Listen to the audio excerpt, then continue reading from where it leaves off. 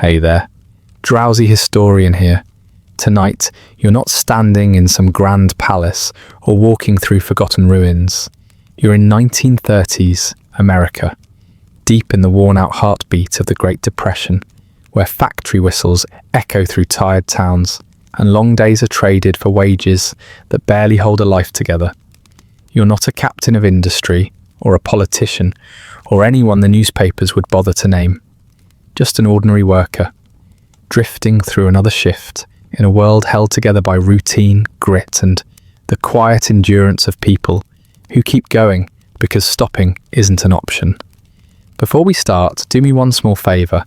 Tell me where you're listening from and what time it is there. If you'd prefer these stories without ads, you can join the Patreon. It's linked in the description. And if you want the ultimate immersive experience, consider using a pair of wireless earbuds. They're comfortable, discreet, and designed so you can wear them even while sleeping. I've linked my favourite pair, plus other sleep tools, in the description. Now, lie back, get comfortable. Let's begin. You wake because the alarm tells you to, not because your body feels ready to return to the world. The room around you sits in a half-grey that doesn't belong to night or morning. Something in between, as if the sun itself is hesitating and would prefer not to get involved. You lie there for a moment, staring at the ceiling where a faint crack runs like a quiet reminder of time, doing its best to wear everything down. Your room, the year, and you included. The air is cold enough to make you pull the blanket tighter once, before finally surrendering to the schedule that owns your hours. The mattress sighs under your weight as you sit up, though you can't be sure whether the sound comes from the springs or from you. It's hard to tell these days. Everything in the room has learned the same language of tired resignation. You rub your face, feeling the faint grit of another short night. Sleep doesn't stay long anymore. It visits, shakes your hand, and leaves before settling in. You suspect it finds better company elsewhere. Your room is small, rented, and arranged mostly by gravity rather than intention. A single chair holds yesterday's clothes, with the loyalty of an old friend who knows you won't ask much of it. The wallpaper, what remains of it, peels at the corners like it wants to escape before the decade gets any heavier. You understand the feeling. The room has its own patience, thin but not entirely absent, waiting quietly as you stand and stretch in a way that feels more ceremonial than useful. You step to the wash basin in the corner, dipping your hands into water that sits just below comfortable. The shock of cold is gentle, not harsh. It simply reminds you that the morning isn't here to negotiate. You splash your face, watching the ripples settle back into stillness. If only your thoughts were as cooperative. For a brief moment, you look at your reflection in the tiny piece of mirror propped on a nail. It's too small to show your whole face, perhaps a kindness, perhaps a budgetary decision made by the previous tenant. Either way, you take what you get, you always do. Your clothes wait, smelling faintly of machine oil, no matter how often you wash them. The fabric has stiffened with years of use, like it has learned discipline from the factory itself. You dress without thinking, each motion rehearsed, practiced, dependable. Not much in the world feels dependable these days, but your morning routine certainly does. It doesn't require inspiration, energy, or ambition, only presence. And even that feels negotiable sometimes. The boots take the longest, not because they're complicated, but because they're heavy, in a way that feels symbolic. You lace them slowly, each pull tightening not just the leather, but something inside you that never fully loosens anymore. A dry thought slips through your mind. Perhaps the depression is contagious, and the boots caught it first. They creak when you stand, like two old men complaining about arthritic joints. You sympathize. You move around the room with a kind of quiet resignation, making the small preparations no one ever taught you, but you learned anyway, simply because not doing them led to trouble. You check your coat pockets for the few things you carry. A pencil that's too short for comfort, a folded scrap of paper with numbers you need to remember, and a few coins that clink in a way that feels almost apologetic. Money doesn't stay long either. Another visitor that prefers other homes. A kettle sits on the stove, dented and patient. You heat a bit of water, waiting for the thin steam that curls like a tired ghost rising from its temporary rest. There's no coffee. There hasn't been for a while. You stop thinking about it after realizing that wanting something too much makes it feel farther away. Instead, you drink warm water and pretend it's enough. Pretending is cheaper than groceries, and most mornings it works just fine. The first sip slides down your throat with the delicacy of something that knows its limitations. It warms you just enough to make the next step possible. Reaching for your coat, the fabric feels rough beneath your fingers, a reminder of how often it's been worn, how many mornings it has witnessed without offering commentary. You slip it on, feeling the familiar weight settle on your shoulders. The room watches quietly as you prepare to leave, though of course it doesn't truly care. Nothing in the room has the energy to care. You fit in nicely. As you open the door, a draft of cold air moves past you with more enthusiasm than anything you've felt in weeks. The hallway outside is dim, lit by a single bulb that flickers reluctantly, as if continuing its job only because the landlord hasn't provided an alternative. You descend the creaky stairs with steps that echo slightly, reminding you that the building is old enough to groan, but young enough to keep standing. You suppose that's all anyone asks of it. Outside, the street waits in stillness, the kind that only appears just before dawn. The world hasn't quite woken, but it hasn't fully slept either. It floats in that thin margin where everything feels suspended. You take a breath of the crisp air, tasting dust and faint smoke. Someone nearby has already started burning coal for heat. You admire their commitment, though you're not sure whether admiration is the right word. At this hour, every emotion feels slightly watered down. Your boots tap against the pavement with a rhythm that matches your heartbeat. Not fast, not slow, simply there. You walk past other buildings that carry the same tired posture as your own. Windows stare blankly, curtains drawn, bricks dulled by years of weather and worry. You can almost sense the weight of the decade pressing against the walls, the way the depression settles into every surface like an unwanted tenant who pays no rent. A stray dog wanders across your path, pauses, and gives you a look that feels profoundly mutual. Neither of you has any interest in the morning, but both of you continue anyway. The dog trots off without ceremony. You respect its efficiency. The street lamp above you hums faintly, flickering once as if trying to clear its throat. You appreciate the effort. In a world held together by small routines and smaller budgets, even a functioning lamp feels like a minor triumph. You walk beneath it, your shadow stretching long and thin across the street, following you like a reluctant companion. There's no rush in your steps, there never is. The factory doesn't reward speed, only presence. You move forward because forward is the direction required. Each breath takes in the muted smells of a town, learning how to endure. You can sense the quiet struggles behind closed doors. Families counting coins, workers negotiating with fate, shopkeepers waiting for customers who rarely come. Everything feels suspended yet slowly sinking at the same time. You keep walking, feeling the morning unfold with the subtlety of a slow exhale. The sky begins to lighten, not with enthusiasm, but with reluctant duty. You understand that too. Some mornings feel like obligations rather than beginnings. This is one of them, though you've had so many similar ones lately that it barely registers.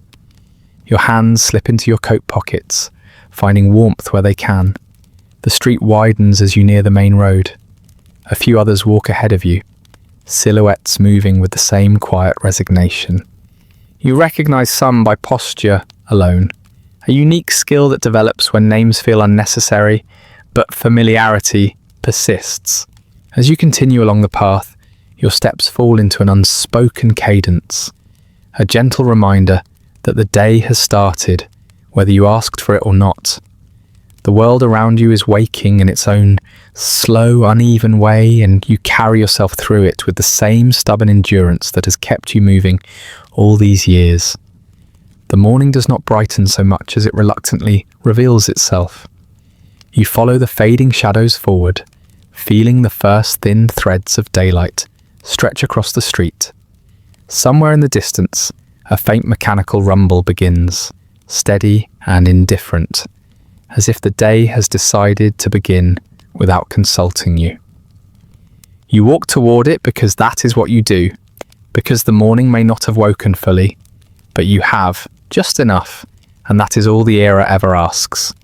You walk on because there is a rhythm to it now, and rhythm is a kind of obligation you've learned to keep.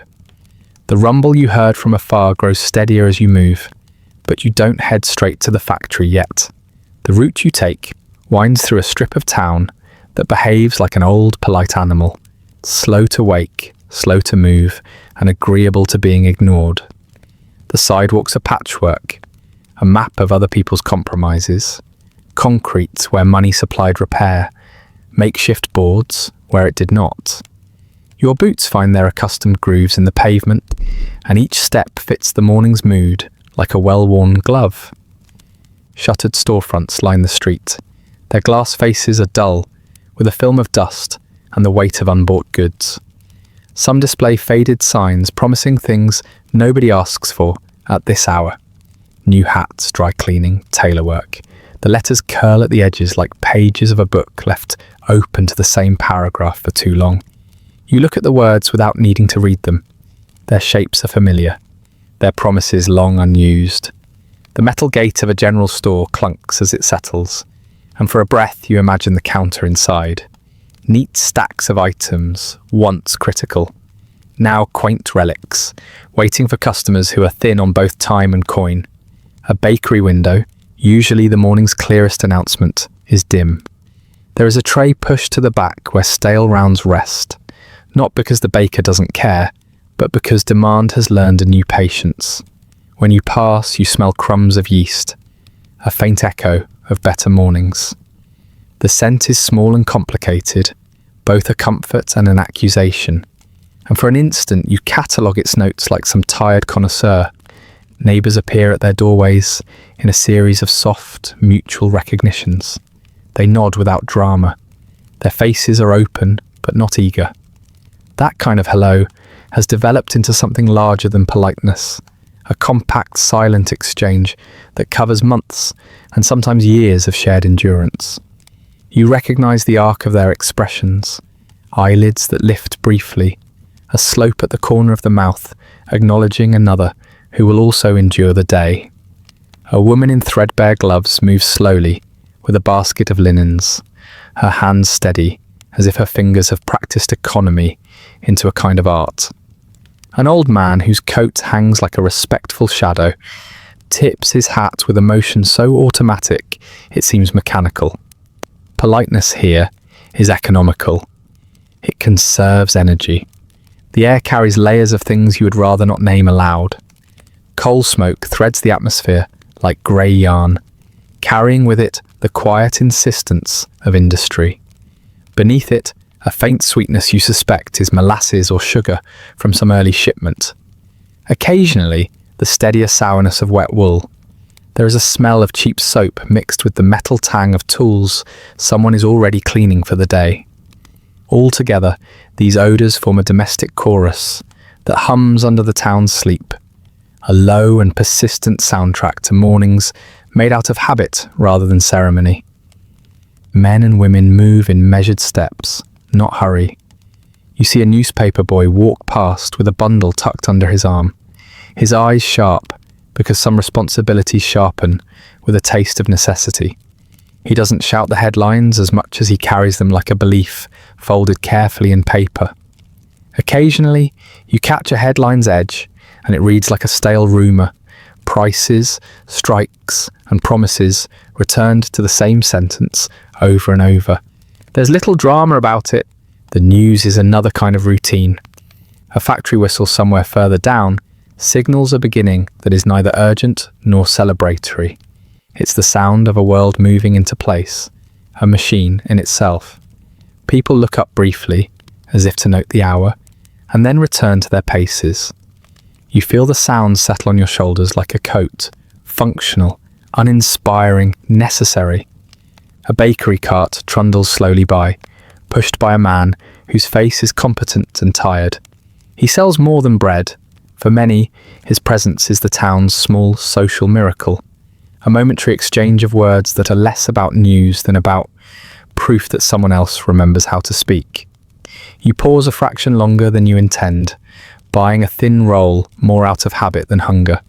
It warms your hands for a moment, and for a moment you let your tongue register its texture.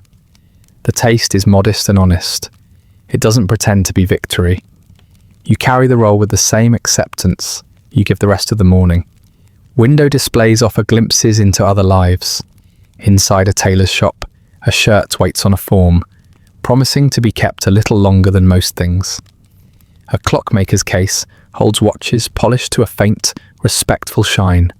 You watch the slow hands of a clock through the glass and think about time as a material, about how it has weight and texture in this neighborhood. It moves differently here, sounding hollow sometimes, dense the next moment, always returning to the same predictable arc. Every so often, you pass a man sitting on a stoop with a crate of tools or newspapers, someone who might once have been involved in planning, in building, in making. Now his hands rest on his knees, and there's a gentle economy to his stillness. He lifts his head to regard you with an expression that is not quite greeting, not quite pity, something in between, which is often the most honest of faces. You nod to him. He nods back. That small motion is more social capital than most coin here. You both benefit from it. The sight of a closed bank door reminds you of how often doors close when money moves away. The brass handles are cool to the touch, an accidental confession of an institution that still bears the shape of authority, even when the vaults hold less than history would prefer. People pass it without comment. It's too bright a subject for casual conversation. You sense a kind of collective decency in avoiding it, as if certain wounds are treated like those in a public place, covered and acknowledged only through small, careful acts. A group of children appears at the corner, their faces a mixture of curiosity and practice. They watch with the solemnity of amateurs, learning adulthood's stiff rules. They mimic gestures they've seen, a nod, the way an adult adjusts a cap, the slouch of someone who has carried responsibility like a second set of overcoats. One child spots you, grins briefly, then focuses back on another pursuit, a game or an errand, because even youth here is economical, devoting itself to tasks that have immediate payoffs. As you walk, the town's architecture narrows and then widens, like breathing in and out. Buildings closest to the factory show the most obvious signs of fatigue, paint flaking along cornices, windows sealed with patched cloth, doors that close only when the light forces them. Closer to the centre, structures appear more deliberate. Post office, pharmacy, places that persist because the town needs them to. Their stoic presence is a kind of steadying centre in a landscape of small losses. You notice how signage does much of the talking for the neighbourhood. An employment agency advertises positions in language that reads like a cautious invitation. Help needed, steady work, terms may apply. A poster for a benefit concert is curled at the edges, its image of a smiling band, an optimistic artifact of another era. These words are funny and sad at once, their cheerfulness compromised by the fine print and the context. You smile inwardly. It is a dry smile, but it fits the morning. Every now and then the town offers small kindnesses. A stray cat pads along the curb and rubs against your ankles, earning a soft chuckle from someone who watches with visible affection. A neighbour leans out of an upstairs window to hang laundry, the cloth snapping gently in indifferent wind. The act is domestic and brave, continuing the small work of maintaining life when many large things seem to have failed. You feel an unexpected lift in your chest at that sight, an acknowledgement that ordinary tasks are sometimes the only available heroism. As you near the factory gates, the town's pace aligns itself subtly with your own. The last of the shop fronts give way to the taller, more industrial shapes. Chimneys, brickwork, the angular geometry of structures designed to maximize movement and minimize sentiment. A faint clatter reaches you, metal meeting metal, in a cadence so regular it could be a heartbeat. The smell of oil intensifies, and you notice the slight darkening of air, as if the town's morning had chosen to concentrate itself around this one place. A man you've crossed paths with for months steps out of a doorway, pocketing a paper with the practiced motion of someone who has learned to keep things organized in a life that otherwise refuses to be. He nods to you again, this time with a knowing look, and you return the gesture. Without words, you both agree to proceed into the day. You walk the rest of the route with that small communal assurance settling into your shoulders. The town recedes behind you like a quiet story that continues to tell itself without an eager audience. You have been part of it this morning, as you are most mornings, present, observant, and measured. The factory looms ahead now, practical and mute, a place prepared to receive you and all the others who keep its rhythm alive. You step toward it with the deliberate calm of someone who knows his role and does not require applause. The day waits and you answer. You reach the factory gates as if arriving at the mouth of some great animal that prefers to breathe in metallic measures. The yard opens with a sound that is almost vocal.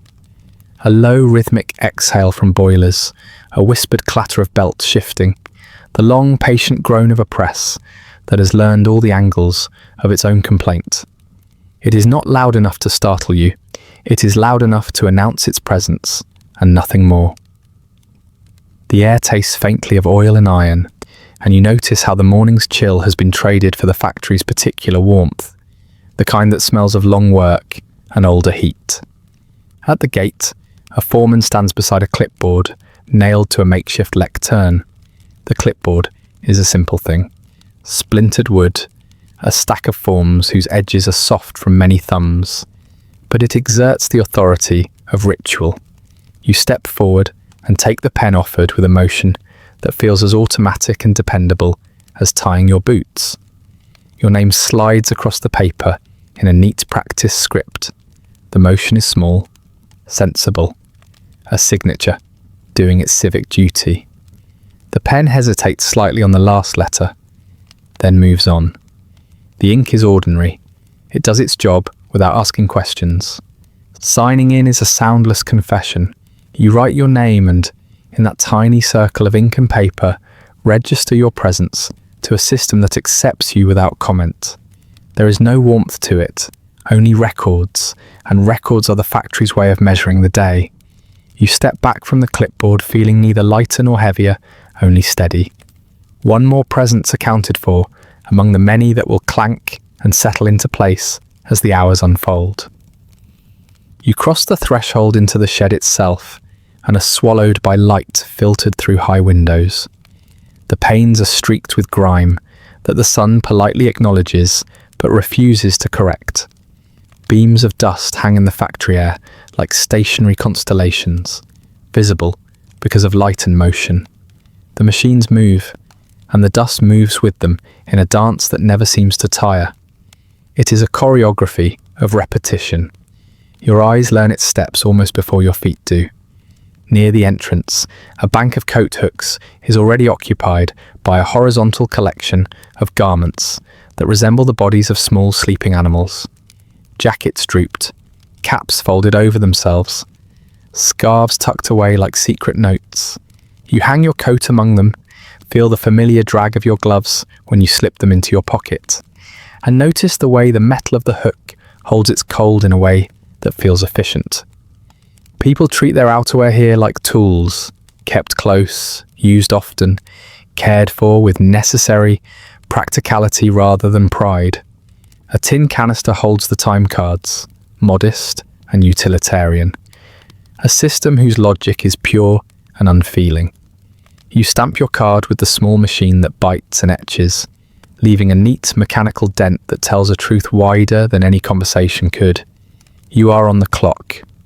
The little click and the faint mechanical clack are satisfying in their own sterile wow.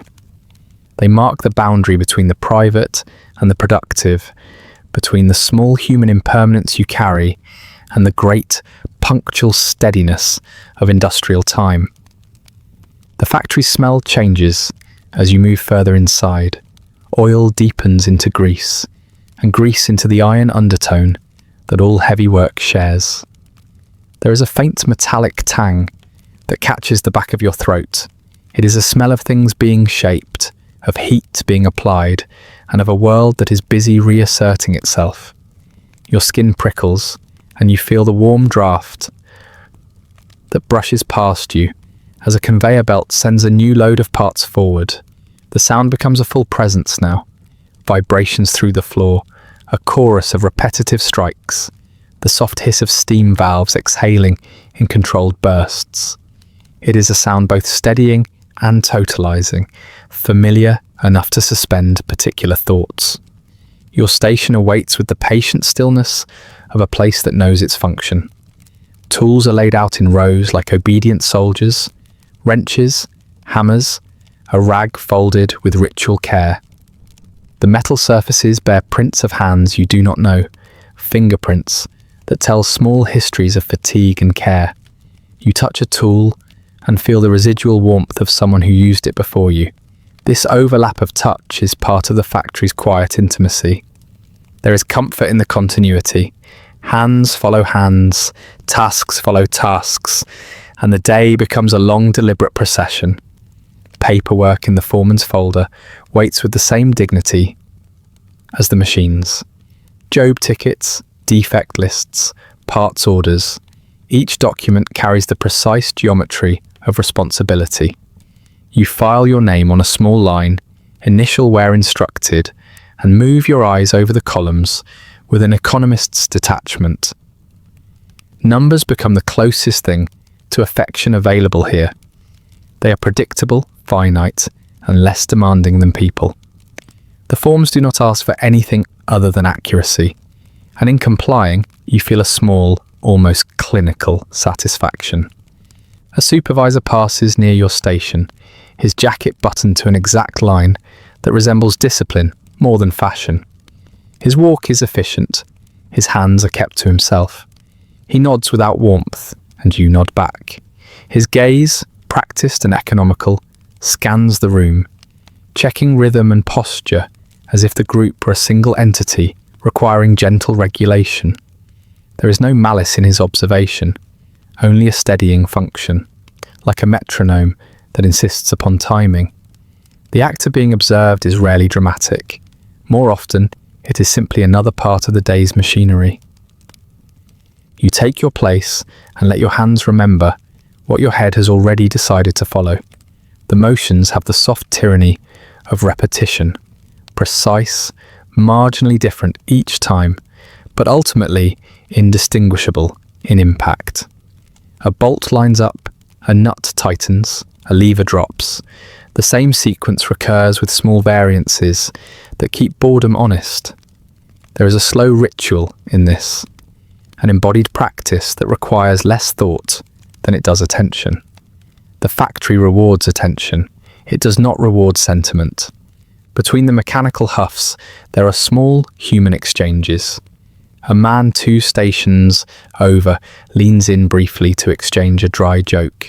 Something about the coffee, the weather, the inexplicable warmth of an unforeseen weekend. The humour is small and brittle and lands like a coin on a table. Rare, expected to be handled carefully, and often spent quickly. You respond with a smile that travels like a sparrow, quick, economical, and then gone. Humour here is a currency that buys only a momentary truce from the grind. As the morning wears on, forms accumulate at your bench in gentle piles, each sheet an instruction or a tiny verdict. Defect reports come and go, stamped with a finality that never feels complete. You make adjustments with the steadiness of someone who's learned that improvements here are iterative and humility is practical. You note measurements on the scrap paper at your elbow, neat lines, precise fractions, and your pencil moves with an almost ceremonial steadiness. The numbers keep things legible. They translate the factory's work into a language the ledger understands. Lunch arrives like a small civil ceremony. You peel back the lid of a tin, reveal a modest portion of stew, or the remnants of meat that have been stretched to do polite service. Eating is a quiet exchange of energy and thoughtfulness. No more, no less. Conversations during this time are measured and useful. Questions of shifts, of spare parts, of a rumour of pay that moves through the room like a discreet breeze. You listen, add a short phrase when necessary, and return to your meal. The day's machinery does not stop, but in this pocket of ordinary ritual, it allows for a brief human ease. Back at your bench, the afternoon's rhythm asserts itself. With patience, your hands move in that gentle, inexorable cadence. There are moments when the work takes on a meditative air, a repetitive kindness that softens the edges of thought. At other times, your mind skirts around the hollow spaces where ambition once lived. Curiosities that have been tucked away, not out of shame, but because there is no place for them here. The factory hollows out certain parts of you, and what remains is pragmatic. A person who can measure, fix, and continue. The machines sigh, and the hour grows round. You notice your reflection faintly in a well-polished surface, a ghostly double that moves in tandem and is perhaps less impatient than you are. There is an odd pride in the recognition that you are part of something larger and indifferent. It is a small consolation to be useful to a system that asks for so little in return beyond steady attendance. At the end of the shift, you gather your things the way one folds a standard form. Tidy, purposeful, ready to be filed away until needed again. Your time card receives a final stamping. The clock reads the day back to you in a number that feels both exact and utterly insufficient. You sign out with the same measured cursive, place your pen down, and for a heartbeat, inhabit the thin space between application and release. Walking back through the yard, the machines continue their obedient breathing, uncaring whether your name appears on the clipboard. Their rhythm does not depend on your approval. It simply exists. And that is the point, an impartial companion to a life structured by hours and repetition. You step through the gate, carrying your coat and whatever small warmth the day offered, and as you move away, the factory exhales once more, steady and untroubled. Outside, the town's sounds return to meet you. The distant bell of a streetcar, a dog's disinterested bark, the far-off murmur of someone repairing a roof. You walk with the residue of the factory's cadence inside your limbs, a measured presence that will accompany you home. The day has been performed, mechanical, careful, unremarkable in its constancy. You are accounted for.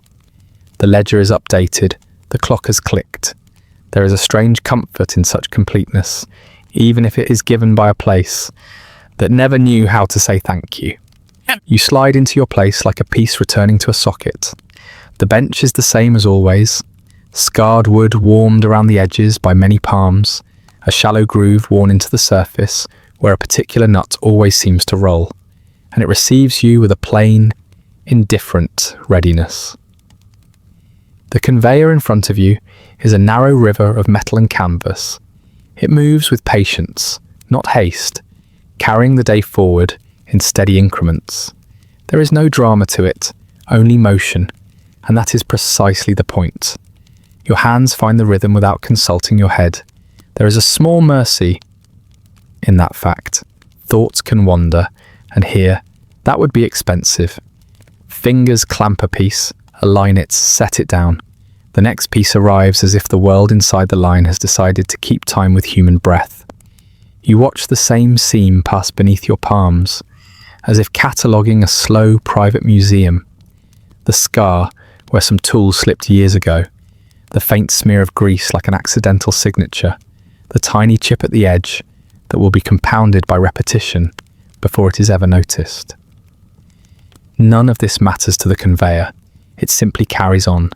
The sound of movement is a low, continuous hum that fills the space between your thoughts.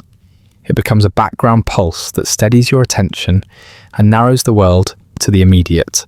There is something almost meditative in the repetition. A motion repeated enough times becomes a quiet liturgy. You begin to count in small unspoken rhythms, not to measure time exactly, but to place yourself within it.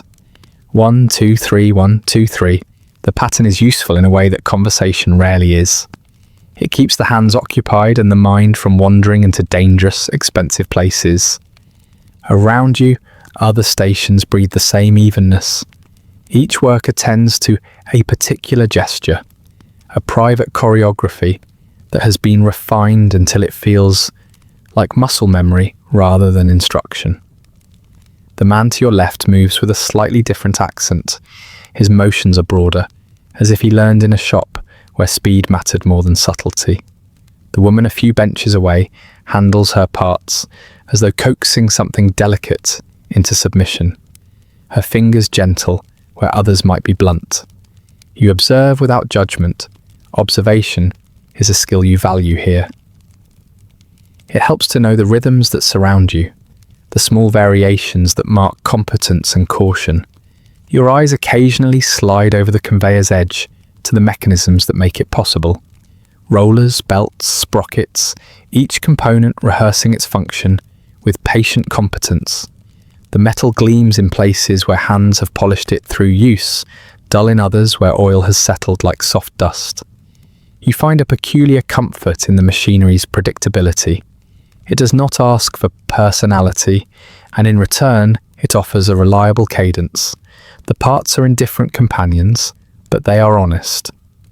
There is no applause when a piece is completed. No one stands to congratulate you for a task done well. Instead, the only acknowledgement is the quiet acceptance of the conveyor, accepting the work and moving it along. That acceptance is its own kind of recompense, unromantic, unadorned, and entirely practical. You learn to find satisfaction in that small economy. It is less showy than praise, but more durable. Small interactions ripple through the line like tiny controlled eddies. A whispered exchange about when the next batch is due. A brief, dry joke dropped into the air like an offering. A shared look when a part refuses to cooperate and requires improvisation. Humour here is a thin, efficient lubricant. It prevents the gears from seizing. Most of it arrives in the form of half smiles and concise asides, the kind of jokes that land and are gone, spent like small currency. There is a particular kind of laughter that belongs to people who have learned to laugh sparingly, efficient, quick, and reserved for the moments when it does the most good. Your body settles into a pattern of economy designed to protect you from the day's attrition. You shift your weight in minimal gestures, breathe shallowly to avoid sucking in too much dust, and adjust your grip with a practiced caution. The trade-off between speed and carefulness is always in the air. Go too fast and mistakes multiply. Insist on too much precision and you fall behind. You move somewhere in between. A compromise polished by experience. The factory rewards steady competence more than brilliance. It is an environment that values endurance. Occasionally, a piece comes down the line with a fault, an imperfection small enough to be tolerated or large enough to require someone's approval. When that happens, a quiet procedure unfolds. You set the piece aside, mark a small note on the scrap of paper at your elbow, and tag it with the initials that means someone higher up will look at it. Paperwork appears as naturally here as the motion of your hands. A scrap becomes a record. A record becomes an explanation. An explanation gets filed in a ledger that will probably never be read for pleasure. The bureaucracy is as constant and as necessary as the conveyor. It is human-made and therefore fallible, but it provides a structure in which the day can be contained. There is a quality of erosion to long repetition that is not dramatic so much as patient. You notice small changes in yourself before they are evident to others. A hesitation where a movement used to be fluid, a tendency to favour one wrist over the other, a faint narrowing in the field of curiosity. These transformations are subtle, like the slow weathering of exposed stone. You accommodate them without fuss, as if reducing yourself to fewer, more reliable motions is an acceptable trade for continued employment. This is not surrender. It is a pragmatic response to an environment that refuses to indulge inefficiency. Mid-morning brings a soft shift in light as the sun climbs enough to press its way through the high windows. Dust motes catch and hang in the beams like suspended seconds. The world feels briefly gilded, as if the day has been offered a small, accidental grace. You feel it ripple through the space, a faint relief that none of you say aloud, but all of you register. For a few minutes, your hands seem lighter. The parts glide easier under your fingers. You imagine, not for the first time, that perhaps the factory is kinder at certain hours, or maybe that is simply your mind's way of finding a pocket of calm. Lunch comes as a measured interruption, a sanctioned pause in the procession. You step away from the conveyor to a bench that holds tins, wrapped sandwiches, and the occasional thermos with coffee that tastes of compromise. Conversations during these intervals are factual and brief. When was the last shipment? Who covered the 12 o'clock shift? Did anyone hear about the rumour in the outer office? People exchange small pieces of information the way they exchange parts, efficiently and with purpose.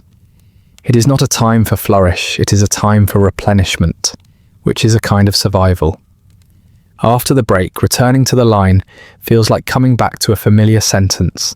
Your hands remember what your head may have briefly left. The rhythm resumes like a gently repeating phrase, and you find your place inside it again. There is a quiet contentment in being useful in a way that is literal and immediate. The work asks for presence and nothing more. You are paid in hours and steadiness, and the quiet assurance that such things still have worth. As afternoon settles, the repetition deepens its claim on you. The small stray thoughts that wandered in the morning find less purchase. Your attention narrows, not as punishment, but as a method of conservation. You protect your inner life by focusing it on the line. It becomes a kind of disciplined shielding. You reserve larger reflections for the walk home, where the town's quieter textures allow them room to breathe. Here, within these measured motions, you practice the art of doing enough and only what is needed. The end of the shift arrives like a soft, inevitable punctuation. A final push, a last alignment, a last adjustment. Then the conveyor slows, and the industry's heartbeat recalibrates. People stand, stretch stiff limbs, and gather their small possessions with care. No one claps, no one makes a speech. The satisfaction is practical and wordless. Your hands, slightly smeared with grease, fold into your pockets in search of warmth and a few coins. You file your scrap notes, fold your pencil, and allow your body to remember the outside world. Leaving the line is a gentle detachment, an easing of muscle and mind. You step away with an economy of motion that is nearly ceremonial. The conveyor continues to carry fragments forward without pausing for anyone's departure. It always will. You walk out carrying the day's small evidence, a slightly warped part set aside for repair, a record of defects jotted in shorthand, and the sense of having been part of something that cares nothing for singular dramas, but depends intensely on quiet consistency. Outside air meets you with the curious quality of reprieve. The town has shifted its own rhythm to accommodate evening. Lights begin to appear like cautious promises. You move through it with the measured calm of someone who has just kept to a long, steady duty. The line remains behind you, a soft, humming presence in the back of your thoughts. It will be there tomorrow, indifferent and patient, waiting to receive your hands again. The whistle that declares the pause arrives with a bluntness that feels almost procedural. 3 measured blasts, neither celebratory nor mean. It is a signal you have learned to trust more than many promises. You ease away from the conveyor with the practiced care of someone unfastening a steady machine, folding your shoulders into a new, softer posture, your hands still carrying the memory of oil and measured force, move to gather the small things that make up a pause. A tin, a folded newspaper, a pencil stub. The act of putting them away is itself a tiny ritual of organization. It helps you keep track of yourself. The break room is a dim, small place that smells of steam, old wood, and the kind of conversation that is economical by preference. A single bulb hangs overhead and spends its light generously but without flourish. A wooden table with nicked edges dominates the room. Benches flank it like the pews to which you have become resigned. The walls carry notices, typed flyers about safety, a chart listing shifts, an update on payroll that reads like a poem written in a foreign tongue. They are slightly faded, paper that has absorbed as much information as it can without complaining. You join the others with no pretense of ceremony. The group is a steady collection of faces, a man with a permanent smudge of grease at his temple, a woman whose hands are always wrapped in a thin scarf against the chill, a youth who still tries to make jokes that land like small pebbles. Conversation begins in low tones, a measured exchange that occupies itself with necessary topics. People share news that has immediate worth. Requests for a favour, the whereabouts of a spare part, the rumour of a pay adjustment. It is practical and, in its way, kindly. The talk avoids large abstractions. It prefers things that can be acted upon, or at least quantified. You open your tin with the same gentle attention you would give an old book. Inside lies the day's modest provision, a piece of meat stretched thin across several grains of bread, a smear of something that once pretended to be vinegary, and a small portion of boiled potatoes that announce their purpose without pretense. There is no parade in the meal. It is a quiet, necessary transaction. Calories for continued labour. You eat slowly, not from ceremony, but because haste has a way of turning food into nuisance.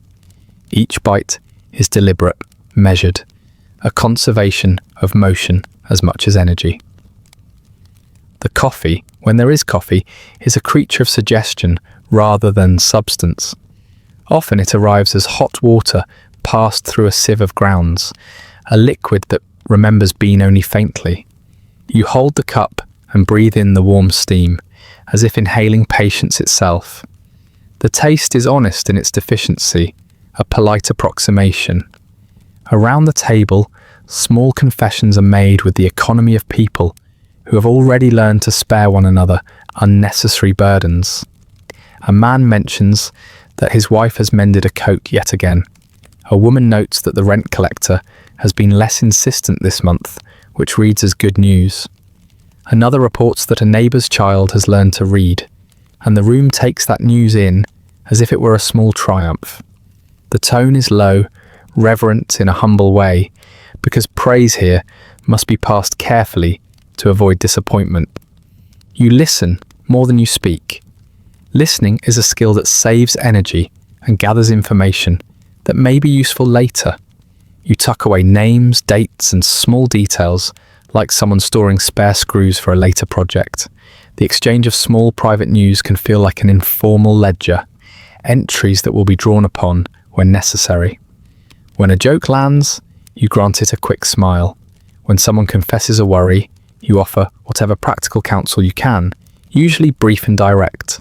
There is a hush to these exchanges, a sense that the break room is a neutral space where worries are catalogued and momentarily contained. There is a precise comfort in the sameness of these rituals. The acts, opening tins, passing salt, folding napkins, build a scaffold on which you rest for a short while. You can set down the responsibility of constant attention to the line and allow the pause to arrange your thoughts into lighter shapes.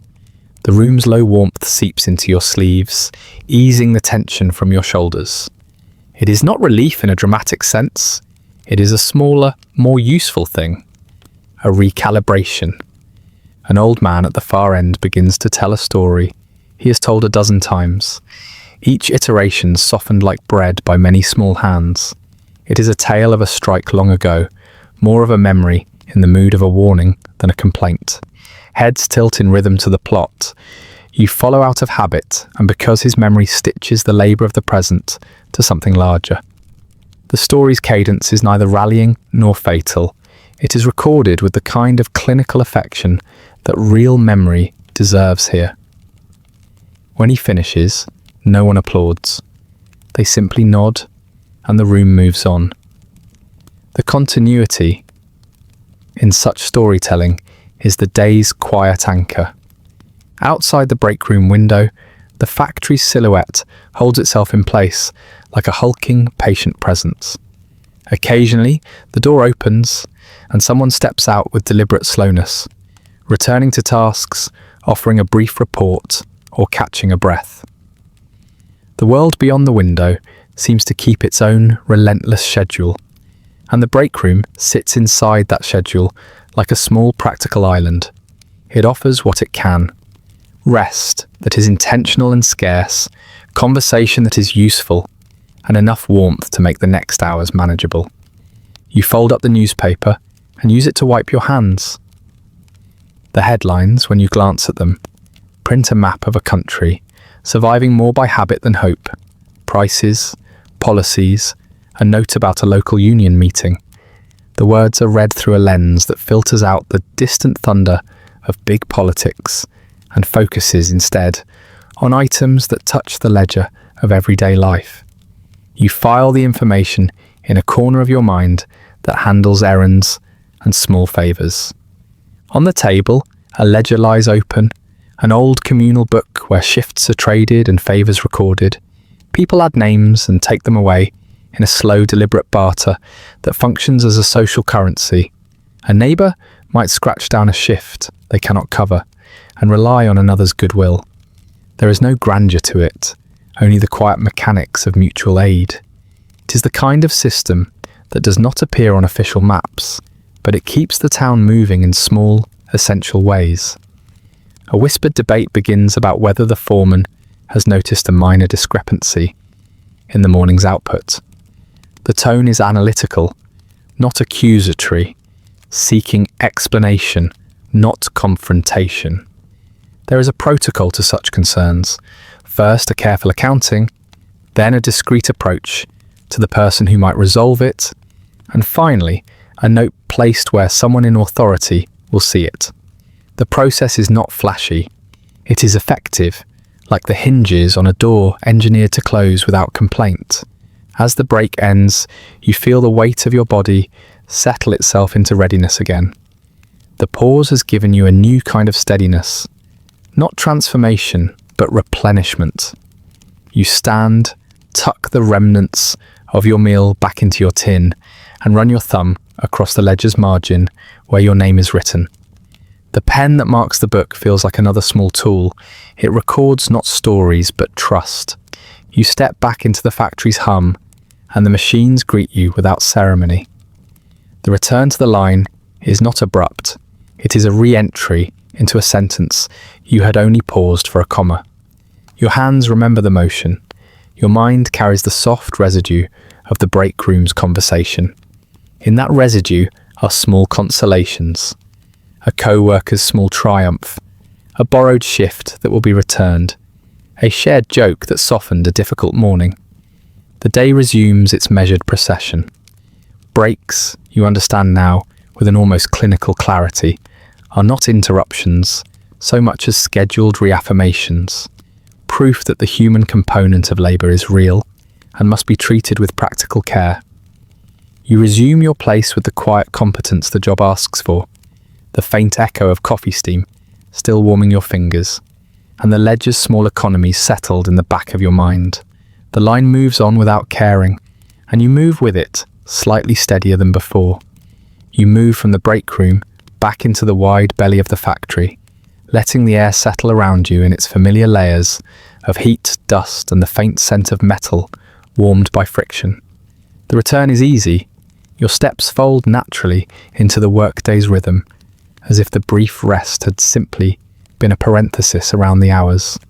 The machines resume their steady speech, a language of repetition and mild complaint that fills the room without demanding attention. You let the sound wash over you as you pass the benches and the rows of tools, each station hunched like a worker caught mid-thought. Your path bends toward the small desk, assigned to tasks that cannot be trusted to the line alone. It waits for you like a mild disappointment. The forms stacked there have an uncanny talent for multiplying, as though they feel safest in groups. Some lean slightly to one side, a careful avalanche arrested by the edge of a clipboard. Others sprawl flat across the wood, as if claiming territory by sheer boldness. The inkwell sits in the corner with a posture that suggests it has lived through many pens and quietly expects to outlive a few more.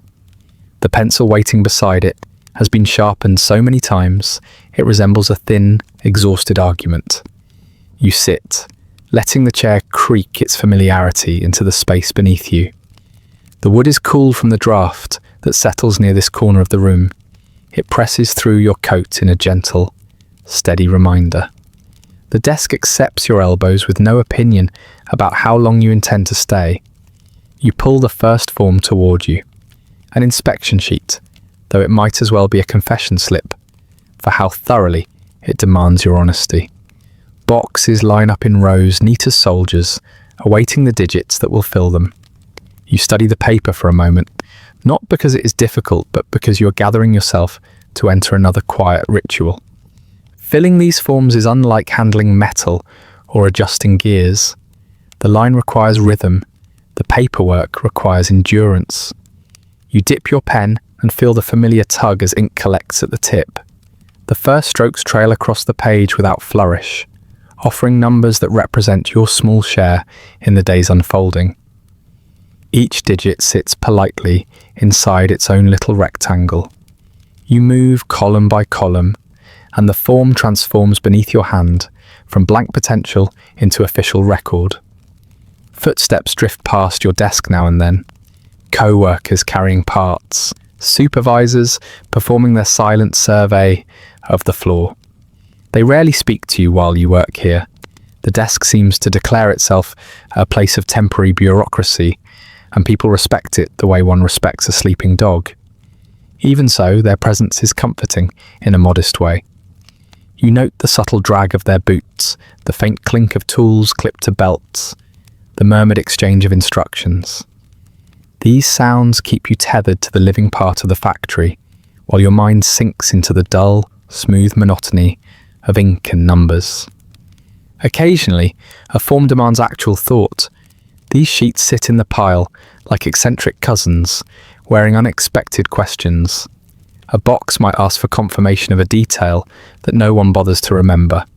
Batch numbers, the precise tilt of a component, the exact hour when a gauge dipped. When that happens, you pause, stare at the page, and let your mind shuffle through its stored impressions like a small cabinet of drawers. Usually you locate the answer. Sometimes you approximate with the precision of someone who knows approximation is the closest thing to efficiency. The factory rarely cares what is perfect. It only cares what is reasonable. You sign your name repeatedly, watching it appear again and again beneath the column of tasks. Your signature becomes a small tired emblem that anchors the paper to reality. Each line ends with it, and each line feels a little more distant from who you were before sitting down. Not in a dramatic way, just in the subtle sense that bureaucracy trims you down into smaller, more legible pieces. Beyond your desk, the machinery is an ongoing sermon. It preaches endurance in a dry, mechanical cadence. The heat pulses in gentle waves, and you feel it reach your back. The draft from the windows brushes your ankles in contrast, creating a layered climate around you.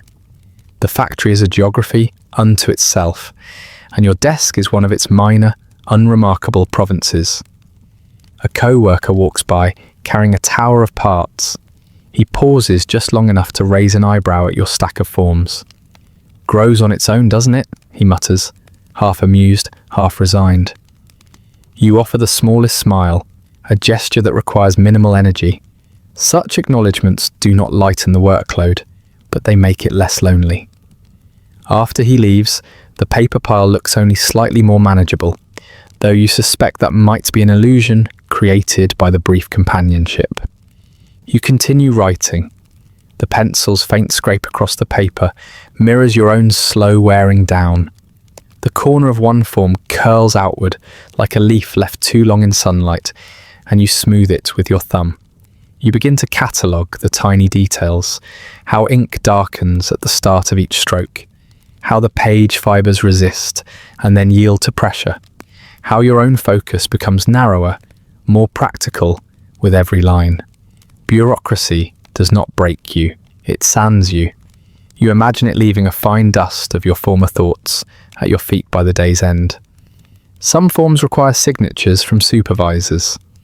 You stack these carefully, aligning the corners with mild reverence. The supervisor will collect them during his next orbit of the floor. He accepts paperwork with the same expression he uses for everything. Polite neutrality, as if he is mentally filing away an endless series of similar moments. You cannot resent him for it. His work is another cog in the larger mechanism, and he plays his part with an almost ceremonial detachment. The afternoon light has a different posture when it finds you here. It slips across the windows with a soft, gritty haze, landing on the desk in muted streaks. Dust floats in the beam like fragments of old dreams. You take a breath, slow, careful, and feel the dryness of the air settle into your throat. The forms in front of you blur slightly at their edges, and you blink to bring the world back into clarity. Fatigue wears the shape of the paper pile. The two are difficult to distinguish. As you work, stray thoughts attempt to drift in. Questions about errands, the faint memory of a neighbour's story, the concern that your boots are wearing thin. You let these thoughts pass through without clinging. They are visitors. The paperwork is the tenant. The tenant pays rent in monotony. You comply. Ink stains your fingertips, tiny black constellations accidentally marking you as part of the clerical half of the job. Grease stains mark the manual half, forming an odd balance between two kinds of labour the world insists remain connected. You examine your hands for a moment, creased, darkened, steady, and wonder briefly whether the paperwork considers you a collaborator or merely another instrument. Another worker drops a thick ledger on the desk near you, letting it land with a weight that suggests history. For the afternoon, she says, her voice carrying a soft apology. You nod. The ledger's spine is cracked from years of obedience. Its pages have been turned by so many hands that they hold a faint shine. You open it, inhaling a scent that merges dust and ink into something oddly familiar. The pages reveal columns of numbers marching in quiet rows. They are not threatening, they merely exist. You begin copying figures, transferring the day's data into places where the factory's memory will store them. It is a peculiar form of storytelling, one that catalogues the smallest motions of a vast, indifferent machine. Each number you write becomes a small testimony. The quantity completed, the pieces rejected, the minor variations that mark human work. You write them without sentiment, but with a strange, quiet respect. Accuracy here is a language of survival. The minutes stretch, elongate, and sometimes fold. Your focus shifts between sharpness and drift. The stack in front of you decreases only to be replaced by another, never dramatically, but with the steady confidence of a system designed for reproduction. You occasionally pick up a sheet and wonder whether you have filled one identical to it an hour ago. They look related enough to be siblings. Eventually, though not quite triumphantly, you finish the last form in the current pile. You set your pen aside and stack the papers with the kind of precision that feels almost ceremonial. The edges align in a neat block, a small monument to your endurance. You press down on the stack lightly with your palm. It does not collapse or complain. It simply settles into place, a completed task in a world where completed tasks are rare luxuries. When you stand, your chair grumbles softly in protest, your back straightens with a quiet release, and you feel the small ache of hours spent bent over paper. The machinery's voice rises again to greet you. The conveyors hum, the steady percussion of labour. The air has not changed much, but you have recalibrated yourself against its dryness. You brush ink dust from your palms and step away from the desk, leaving behind the neat stack that will eventually migrate to another pair of hands. As you return to the floor, the sound of motion folds around you once more. The line moves in its patient, impartial way. Your place in this strange ecosystem of steel, paper, and repetition reasserts itself without ceremony. The day continues to advance, unhurried and unyielding, and you fall into step with it, carrying the quiet fatigue of tasks completed and the peculiar satisfaction of being part of a system that remembers nothing but records everything. You return to your station carrying the small, tidy fatigue of paperwork done, a neat stack, a sense of having made things legible for a moment. The factory takes you back into its hum with the same indifferent courtesy it shows everything else. As you settle, the light in the room begins to slant differently. It slips through the high windows and finds the room with the soft determination of someone who knows its own route. The panes are smeared with grease and city dust, and when the sun pushes through them, it does not so much illuminate as it selects. Beams of weak gold that pick out particles like stars, pinned to a velvet sheet. Dust hangs in those beams and moves like a slow, patient tide. You watch it drift as if you are following a small private sky. Each mote turns, catches and falls, with no hurry to get anywhere. The sight is oddly consoling. The world has settled into a rhythm that is both indifferent and exact. You breathe in and sense the atmosphere around you in a way that is almost tactile. The metallic edge of heated air, the faint sweetness of oils, the dryness that makes your throat notice itself. The environment is not brutal, it is merely persistent. Your hands find the familiar gestures with an ease that sometimes surprises you. Fingers lift, align, and set each component in place with a motion that is both precise and unremarkable. The conveyor offers a steady procession, an arrival, a touch, a correction, and then the next. The line grants you a narrow domain in which to practice presence, and presence becomes a kind of refuge. The repetition is not a trap, so much as a landscape. You can learn to navigate without losing yourself entirely. Around you, the factory breathes in its habitual cadence. The machines emit a chorus of measured sounds. Valves sighing, belts whispering, presses exhaling with the same predictable rhythm that has come to feel like punctuation. Each sound marks time in a way the clock does not, a softer, mechanical counting that maps the day in operational beats.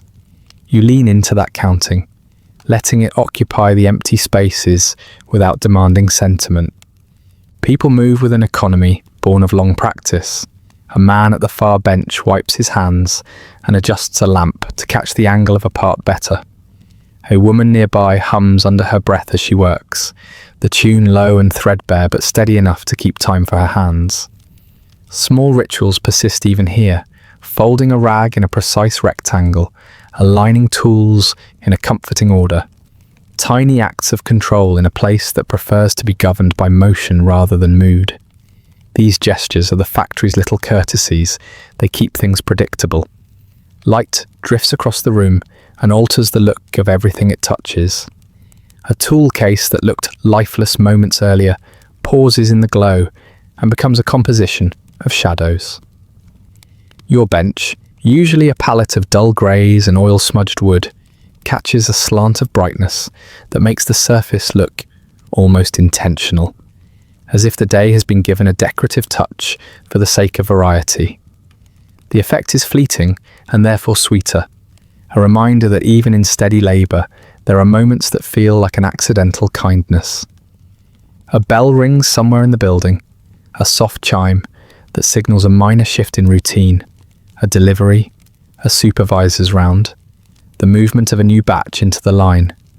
People glance, adjust their tempo for just a breath, then continue. You notice how small alterations in motion reverberate through the room. Someone pauses to fetch a tool, and for a moment the immediate order reshuffles itself, like a tide responding to a pebble.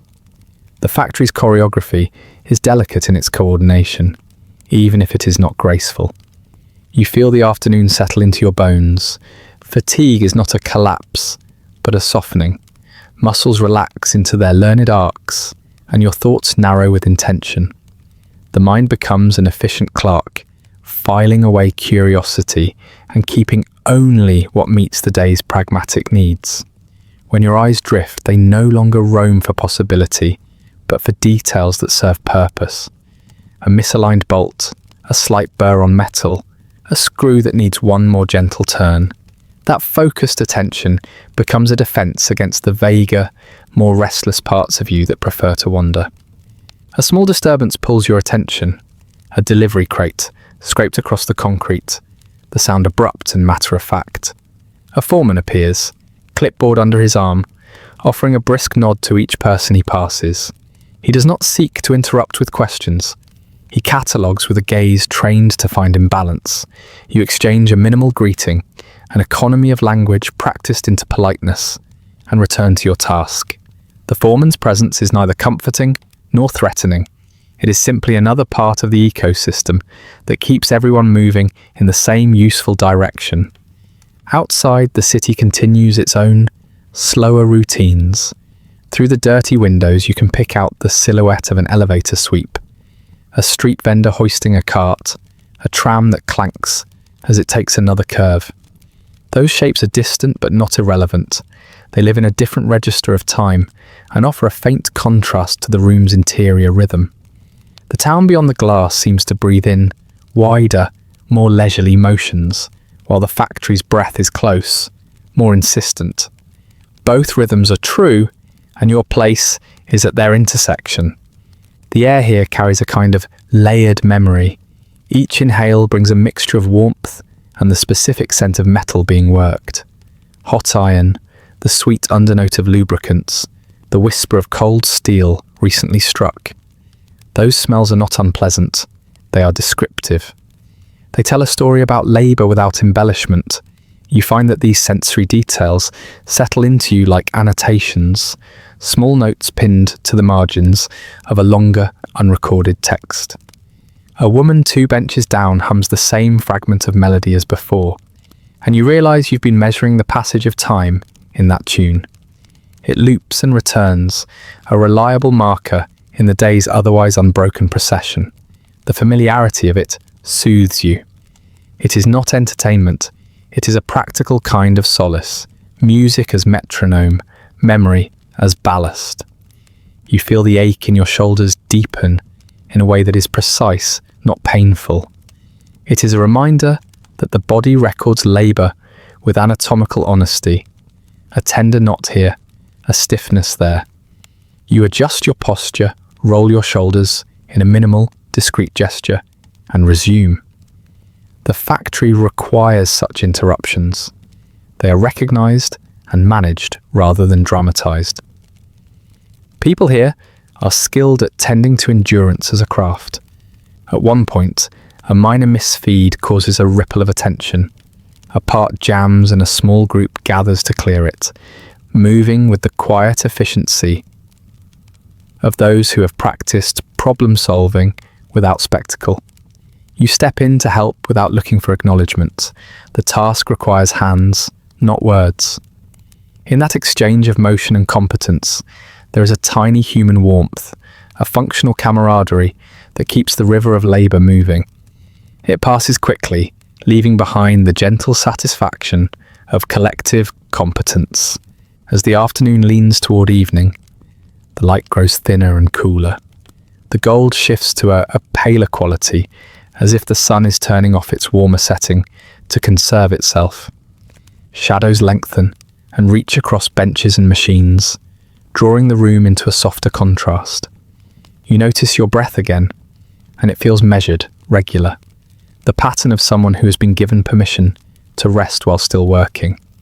The factory's noise remains, but your perception of it becomes less intrusive, folded into a background that makes thoughts possible in small, permissible ways.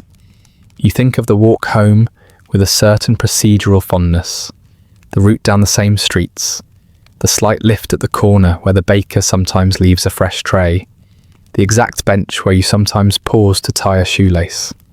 These thoughts are not escapes, they are a continuation of the day's architecture.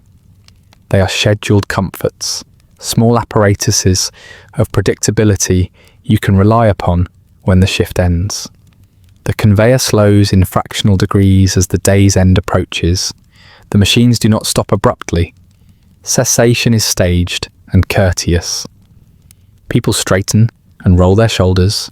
Pockets are checked for tools and coins, and the collective motion becomes one of careful unfastening. You complete one last set of adjustments, tuck a part into the output bin with the precise care of habit, and allow your hands a brief, private acknowledgement of work done. When you finally step back from the bench, the room seems to exhale with you. The light through the windows has softened to the hue of diluted tea, and the dust that once sparkled like constellations falls more quickly now, as if even gravity has been given permission to hurry a little. You collect your things with the same methodical grace with which you arrived. Gloves folded, pencil stub tucked away, jacket slung on a hook. Outside, the town will be waiting, with its quieter noises and small domestic rituals. Inside, the factory will stand patient, ready to receive you tomorrow in the same steady way it received you today. You move through that threshold, carrying the residue of afternoon, the soft weight of dust and light, and the quiet certainty that another day, like this one, will be composed of similar, honest motions.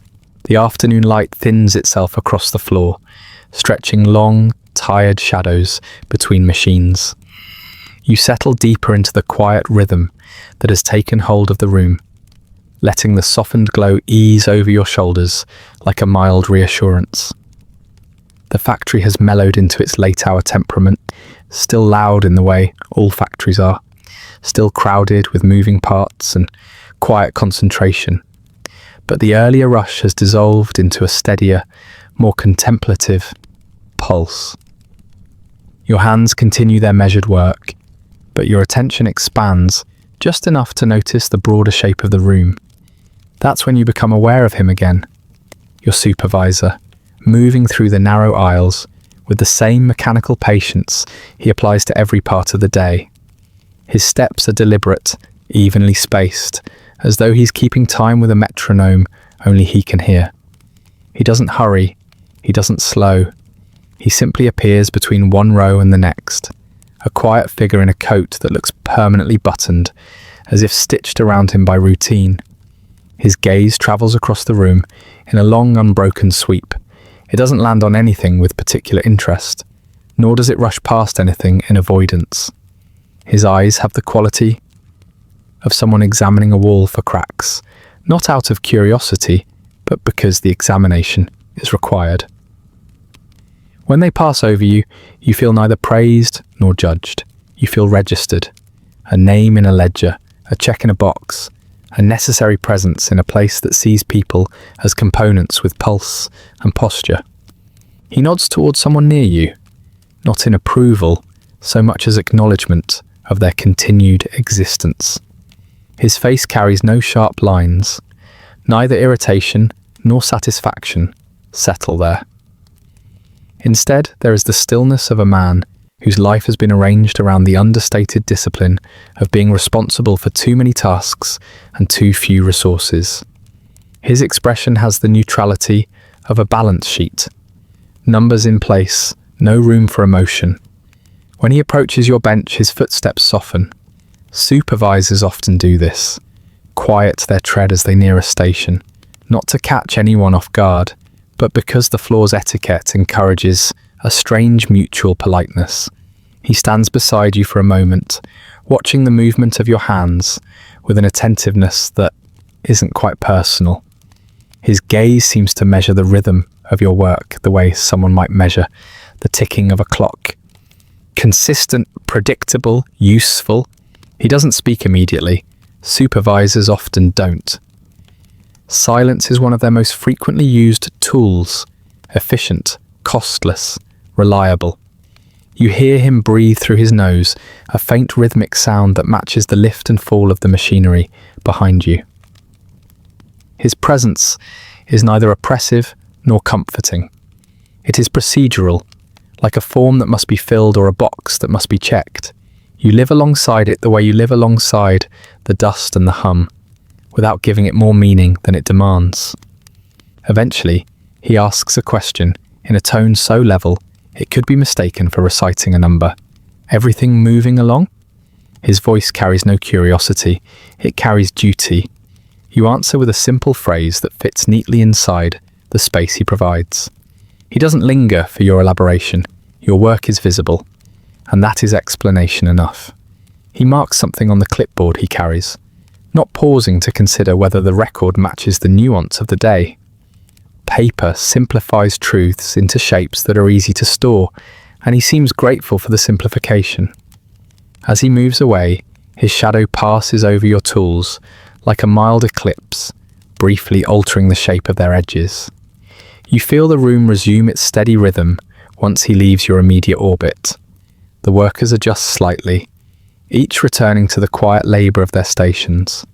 His rounds serve as a subtle reminder, not of authority, but of structure. A loose skeleton giving form to an otherwise amorphous workday. He drifts toward the far end of the floor, where a small group gathers near a machine that has begun to rattle in a way that suggests either fatigue or indifference. You watch as he leans in, head tilted, listening to the shuddering metal with the concentration of a man trying to remember an old tune. He places a hand on the casing, not tenderly, but with the expertise of someone who has learned that machines, like people, reveal their ailments through rhythm. He nods once, signals for a wrench, and steps back. There is no heroism in the gesture, only maintenance. But in a place where the stability of the day depends on even the smallest balance of moving parts, maintenance feels like a quiet form of leadership. You notice how people subtly relax once he has passed by. Not because he instills fear, but because his gaze is a reminder that each person, each motion, is part of an equation being constantly recalculated. With him gone from your row, the air seems to expand a little, enough to let a few private thoughts breathe again. You stretch your fingers discreetly, roll your neck, and return to work. Still, his presence lingers in the room like a watermark, faint but persistent. You catch glimpses of him as he moves between aisles, sometimes kneeling to examine a valve, sometimes crouching to check the alignment of rails. He rarely speaks more than a sentence or two at a time, but each word he offers has the crisp brevity of someone who has learned to conserve energy. His communication style mirrors the factory, efficient, mechanical, stripped of any excess that might slow production. There are moments when you wonder what he looks like outside these walls, if his posture loosens when he walks home, if his voice becomes something warmer when spoken across a dinner table, if his eyes ever shift from their steady examination to something that resembles curiosity. You imagine him hanging his coat on a different hook, one that doesn't belong to a factory, and taking a long breath that isn't shaped by responsibility. It's a quiet speculation, nothing more, and it dissolves as you focus again on the task in front of you. At one point, he stops beside a bench where a younger worker, not yet accustomed to the room's tempo, struggles with a misaligned piece. The supervisor observes for a moment before gently repositioning the worker's hand. There is no reprimand in the gesture, only correction. The young man nods, relief softening his shoulders. The supervisor offers a short explanation, not wasting syllables, then continues on his path. You watch this interaction with a small internal note. Even the simplest forms of guidance carry weight here, often more than anyone acknowledges. The factory light shifts again as the sun begins its downward path. The supervisor's shadow lengthens across the floor, stretching alongside the shadows of machines and cables. He pauses at the threshold near the back wall, scanning the room with the same detached focus he began with. It is a slow, deliberate sweep, taking in the stations, the workers, the output bins, the faint haze of dust floating upward like a sigh. You feel for a moment as though he's not looking at people, but at the shape of the day itself, measuring whether it is held together, whether the pieces align in a way that will satisfy the ledgers he fills. Somewhere near the centre of the room, a worker drops a tool, and the clang echoes briefly. His eyes shift toward the sound, not in reprimand, but in acknowledgement, as if noting the noise for archival purposes. The tool is retrieved, the rhythm resumes. He continues his scan. Nothing in his gaze suggests disappointment or approval. It simply exists, steady, impartial, a fixture as essential to the factory as the windows or the belts. His neutrality becomes a kind of anchor, a presence that neither pulls nor pushes, but steadies by existing. When he finally exits toward the narrow hallway that leads to the office, the room exhales. Shoulders drop almost imperceptibly, attention relieved not out of fear, but out of the sheer pressure of being observed by someone whose job is to quantify the unquantifiable parts of human labour. His absence allows the space to settle into a looser posture. Conversations restart in thin murmurs. Someone hums again, picking up a forgotten tune. You take another breath of metallic air and feel it settle into your lungs with the weight of routine. Your hands return to their rhythm with renewed quietness. The afternoon light shifts toward evening, flattening across the room in muted tones. The factory hums, the workers continue.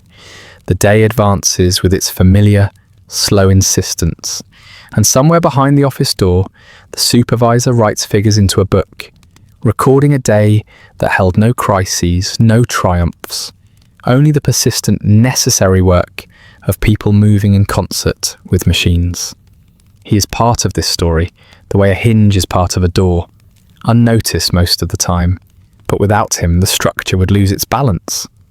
You carry that thought with you as you continue working, feeling the day settle more firmly into its final shape. The room takes on a softer edge as the day leans toward its end. Sound narrows into a closer, more intimate band. Machines keep their steady conversation, but their voices lower in register, as if conserving energy for the next morning. You notice the difference mostly by the way your hands register it. The motions remain the same, but each movement carries a faint, gilded patience that wasn't as visible earlier. There is a quality to the last hour that resembles a long exhale, necessary, inevitable, and oddly generous in its predictability. You tighten the final bolts with the practiced care that has come to feel like an unspoken vow. The parts click together, and the fit is honest. Nothing about the act demands applause. Satisfaction here is private and small. A bolt that holds, a seam that sits true, a metric that matches the page.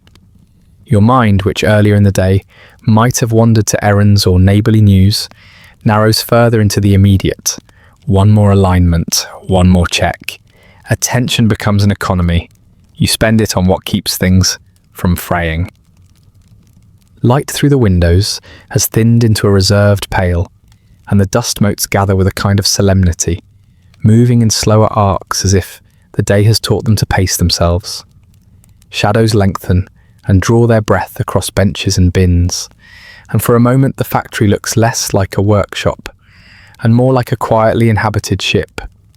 You imagine the room as a vessel crossing a slow sea, everyone stationed and steady, eyes on instruments that read out in clicks and ticks rather than stars. Conversations contract to whispers, then to nods.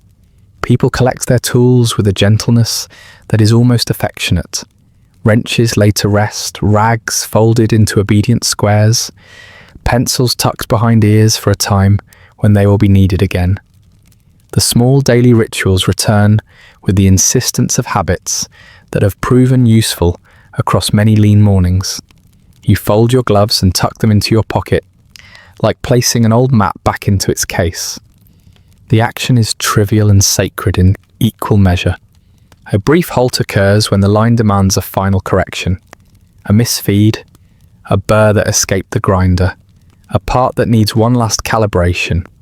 The group around that small problem moves with quiet competence, all the motion of the factory concentrating into a few hands and calm voices. There's no triumph in solving it, only relief that the work will continue to be legible to the ledger and tolerable to the next shift. You help without ceremony, the repair is precise and swift. The conveyor accepts the corrected piece and carries it forward with patient indifference. You catch yourself thinking about the ledger you balanced earlier, and a small, dry humour emerges because the page will record numbers as if they are definitive things. Numbers are tidy companions, but they never tell how a man's fingers stiffen after hours, or how a woman hums a particular lullaby under her breath to keep her hands moving. Still, you appreciate the ledger's civility. It is something that reduces the day to an account, and accounts, even modest ones, make returns possible. The clock over the office door ticks with an impartial insistence. Its sound is a metronome that does not judge your pace, but always returns you to the present. You find it strangely consoling now. Time here does not rush you toward anything grand, only toward a predictable sequence of closing acts. The hum of machinery might be the factory's voice, but the clock is its manner of address, steady, exact, impossible to mishear. You perform the last verification of parts with a mindfulness that borders on reverence. Each component is inspected, marked, and placed in its final bin. The ritual is comprehensive in its modesty. No flourish, no fanfare, only careful attention. You slide the completed parts into the crate and tap them into alignment, a small percussion to mark closure. The crate fills with the plain weight of labour rendered useful. It will travel to another department, another ledger, another hand that will decide its next stage. In that way, the day's work is less an outcome than a link. Fatigue settles into your joints like a patient borrower. It takes what it needs and leaves the rest intact. There is a quality to this tiredness that is not raw, but catalogued. Knowing which muscles will need ointment, which shoes will need resoling, which pockets might need a few more coins in the morning. You inventory these needs with the same clarity you bring to your work. Practical, unemotional, efficient. You are careful with worry here. It is an expensive expenditure. Across the room, someone hums a tune you recognize only faintly. It is the sort of fragment that becomes a clock in its own right, marking the day in melodic shorthand. The notes are brief, worn, and comforting. You let them ride the edges of your attention while your hands complete their motions. There is a soft dignity in such small harmonies. Proof that even in places measured by bolts and ledgers, human patterns of comfort persist. A supervisor passes down the aisle, glancing at output bins with the impartiality you've come to expect. He nods once, brisk and professional, registers the numbers that have been placed in his line of sight, and moves on. There is an economy to his motion, an archival gesture rather than a benediction. You recognize the action as part of the day's final bookkeeping, a corporate closure without fuss. It suits the hour. Everything simplifies into what must be noted and what may be left to memory. As the clock steps closer to quitting time, machines begin their courteous deceleration, the belts softening, the presses shortening their cadence, the hiss of steam valves tapering into a quiet release. It is a gradual decreasing, almost ceremonious in its small dignity. People fold their bodies into readiness for the transition. Tools are returned, benches tidied, rags dampened and set aside for tomorrow's needs. There is a collective motion toward the doors, measured and unhurried, resembling a slow, communal exhale. You sign the last sheet of a run with a hand that trembles only slightly from accumulated motion. The pen leaves its mark, and the ink dries with the discretion of a thing that knows precisely how much attention it is worth. You place the paper in the stack designated for dispatch, and the stack feels heavier for its completion. The act is small but final, proof that today was not an exercise in futility, but a series of tasks concluded. When you step away from your bench, your limbs feel pleasantly reluctant to leave. There is a peculiar affection in the body's memory for routines. It wants to stay in motion because motion is what it was made to do. You allow the reluctance its hour, smoothing the corners of things, ensuring no stray parts remain where they should not be. The conscientiousness is habitual. It is the trade's blessing and its curse. Outside, the light has thinned to a dusk that wears the town's other noises like a shawl. You can almost feel the town adjusting its own rhythm to receive you. The baker's window dimming, a street lamp clicking on with obedient punctuality, a cart passing with a muted rattle.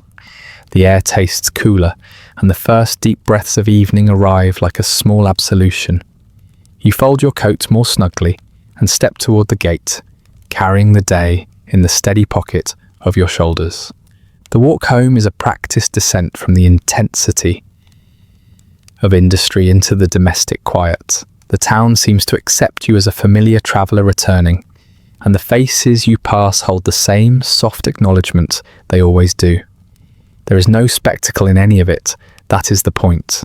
The day's final hour has taught you the comfort of the ordinary, the way small certainties, boots that fit, hands that work, a ledger that balances, provide a scaffold for a life. You arrive at your room with the quiet satisfaction of someone who has completed the day's required ledger entries, both on paper and in the body. You set down your tin, unlatch your boots, and let the silence of the evening be as soft as a hand on the back of a weary head. Sleep, when it comes, will be unhurried and earned. The day has been performed with the kind of consistent care that does not demand recognition, but nonetheless deserves it. You allow yourself one small smile, dry, economical, and entirely yours. You straighten, feeling the residue of the final hour in your muscles, as if the factory has pressed a gentle outline into you. The bench before you is tidy in the practiced way of things that have been used well and then put back with respect. Rags folded, tools nested in their familiar places, a small scrap with measurements tucked beneath your pencil. Your hands move through the closure ritual with economy. Last adjustments, one more inspection, a brief check that nothing stray will be left to be found by someone less careful. The motion is small and methodical, a sealing of the day into a neat package. Your time card waits in the same tin canister where you found it that morning. It has become a thin, private ledger of presence, a printed square, an etched date, an inked stroke that turns the abstract shape of a day into something verifiable. You lift the card and feel the faint impression made by the morning's stamping. Now, when you press it into the clock, the machine bites and leaves its neat, mechanical mark. The sound is small, a polite click, but to you it carries a disproportionate gravity. The ink darkens beneath your name, and for a moment you regard it like an old signature on a paper that insists on being remembered. Signing out has a ritualistic quality. The pen offered at the foreman's desk is the same stub of wood you used at dawn. Its ink tastes of economy and continued service. Your signature glides across the form with the exactness of habit, but the line feels heavier tonight, as if the strokes themselves kept some small tally of minutes and breaths. You do not know whether the ink actually records more than letters, yet you sense the weight of what is being marked. Hours traded for coin, presents traded for continuity. It is not a complaint, it is an accounting. A supervisor makes his final pass near the gate, clipboard tucked under his arm like a talisman. His glance brushes you lightly as he notes the stamped card and the tidy bench. He gives a minimal nod, an almost invisible acknowledgement that, in this economy of gestures, reads like approval. There is no flourish, no speech, only the quiet, necessary function of someone ensuring that every small motion has been registered. He returns to his office with the same even gait he used all day, leaving the floor to exhale. You collect your coat from the rack where it hangs among others, like a small forest of endurance. The fabric carries the faint scents of the day: oil, dust, a distant sweetness from the bakery you passed in the morning. You slip it on and feel its familiar weight settle across your shoulders, a wearable continuity that has learned the shape of your body. In a pocket, your pencil stub grows a little warmer from the press of your palm. You tuck it away as if preserving a small token of the day. There is a tidy sequence to leaving here: tools returned, personal items gathered. A glance at the ledger to see whether any notes were left for you. One last sip from a thermos you never managed to finish. You fold your gloves, feeling the faint grit embedded in their seams, and tuck them into your pocket. Each small act is a closing sentence in a paragraph that will appear in the ledger of tomorrow. You do not expect fanfare, the factory never offers it. It gives a day's work and receives the sign that more days are to come.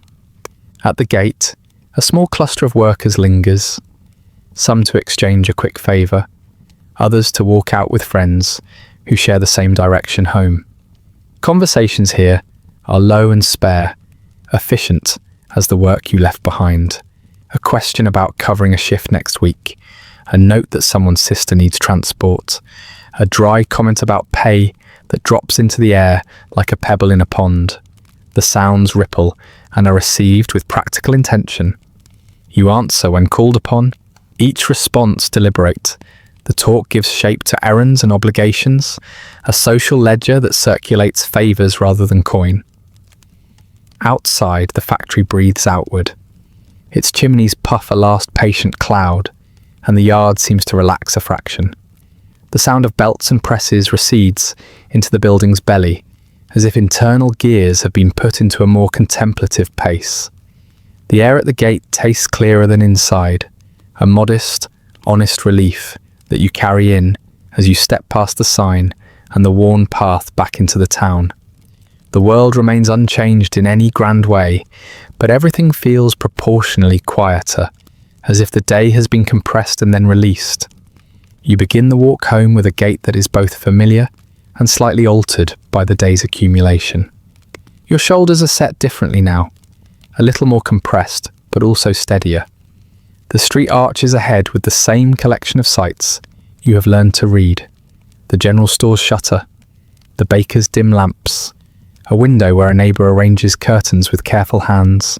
Faces pass in a light that's softened by dusk. They offer nods and short practical greetings. The town's small rituals nestle around you like familiar pages in a book you've read many times. As you move, certain parts of the day replay in the quiet of your mind. The measured thump of the press, the brief angle at which a brittle screw finally yielded, the dry laughter shared over a cup of spare coffee. These memories are not dramatic, they are precise and almost clinical. Data points of endurance catalogued for reference. You do not tell them as stories so much as archive them. A child runs past, her laughter bright and non-linear in a way that briefly unbalances the day's steadiness. You smile reflexively, the motion small and perhaps a little guileless. The sound slips into your awareness like an unfiled note. It will not need to be archived. It is free. For a moment you carry that brightness along the route, a private wrinkle of warmth that offsets the ledger's seriousness. Your route threads between steps familiar and incidental. A stoop where two old men exchange newspapers, a lamppost flaking paint in a way that resembles weathered maps, a stoop where someone mends a shoe with slow, loving attention. These vignettes stitch the town together and remind you that other rhythms operate beyond the factory's boundaries. Each one is a small narrative, neither urgent nor trivial, that fills the spaces the factory leaves blank. You think, with nothing like bitterness, about the numbers in the morning's ledger. They will be recorded, transcribed, and perhaps consulted by someone who delights in tidy columns. They will not capture the twitch in your thumb or the softness of the coffee steam in the break room, but neither will they need to. Systems prefer what is legible. Humans live in the margins. You carry both kinds of evidence in your body as you go, the imprinted motions and the soft, private annotations. Approaching your room, the street narrows and the everyday details become more intimate. A neighbour hangs a ragged shirt on a line, and you notice the smallness of the stitch. An evening radio leaks half a tune through a cracked window.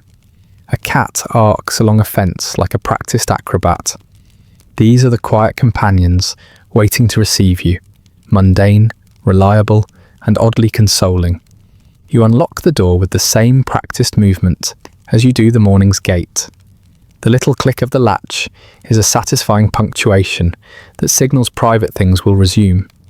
Inside, the room holds its modest familiarity, the chair with a patched seat, the single lamp that throws a soft pool of light, the small shelf where you keep items that matter only to you.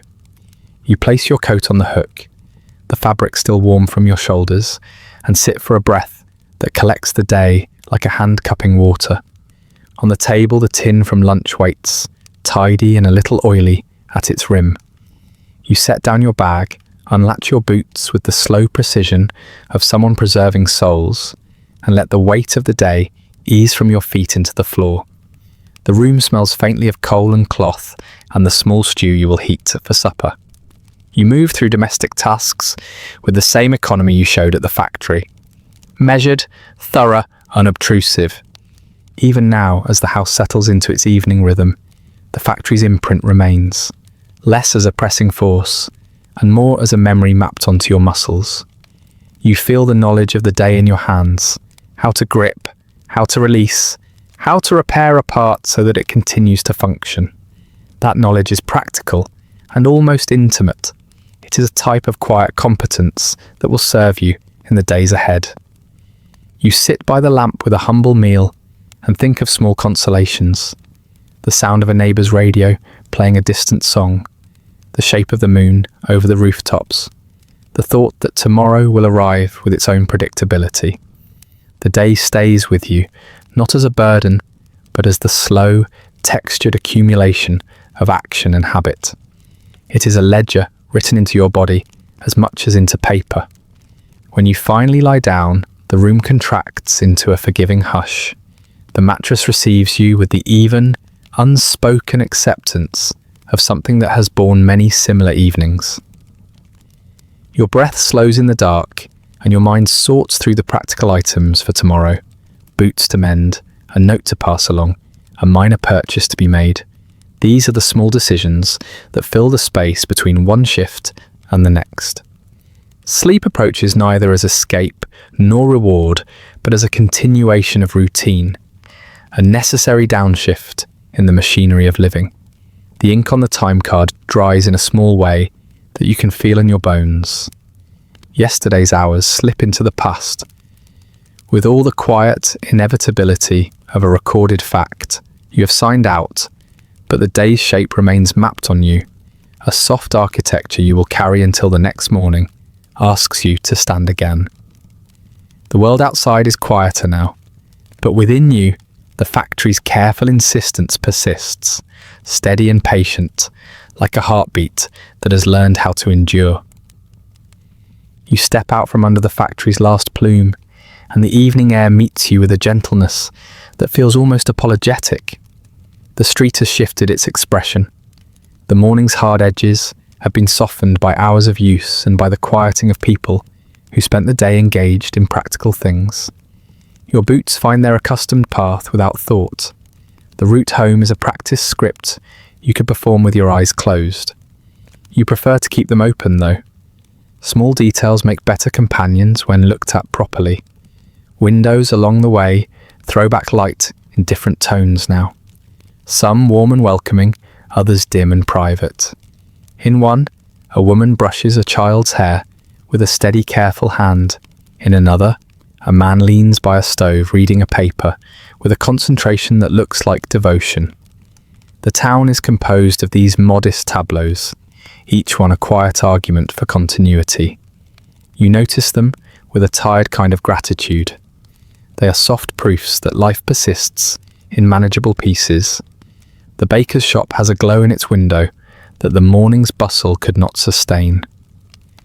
Bread rests in neat rows on racks, and the scent that slips through the air carries a humility you can trust. It is not a smell that promises abundance, it simply promises bread. You pause long enough to buy a thin, warm loaf. An economy that feels like indulgence and necessity at once. The baker knows your face by now. He slides the bread across the counter with a practiced nod.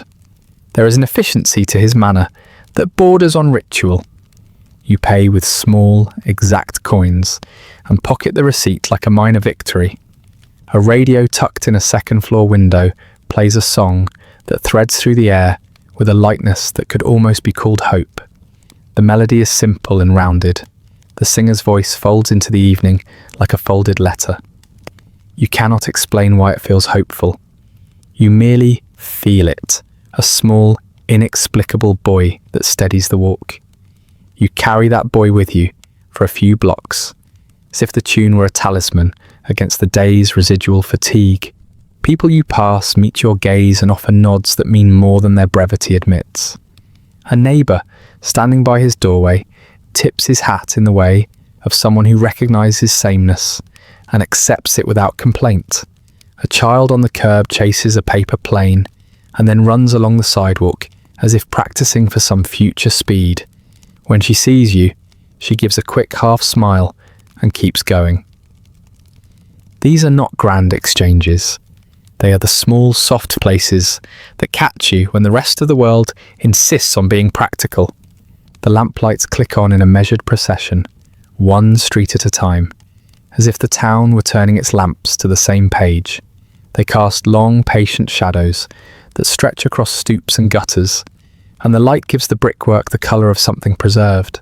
Street sounds, distant tram clanks, an occasional dog's sleepier bark, the shuffle of someone's hurried step, compose a soundtrack that is low and reassuring. Your own breathing keeps time with it. You walk past the post office where a single clerk lingers to sort letters under a dim lamp. The clerk's hands move with precise, economical gestures that transform confusion into order. There is dignity in that motion, a small sanctity in making things understandable for others. You have an odd affection for the postal counter. It is a place where intention is converted into connection, however modest. A small notice on the bulletin board advertises a local meeting of a cooperative. The paper is creased from many hands and carries a marginal note in faded ink.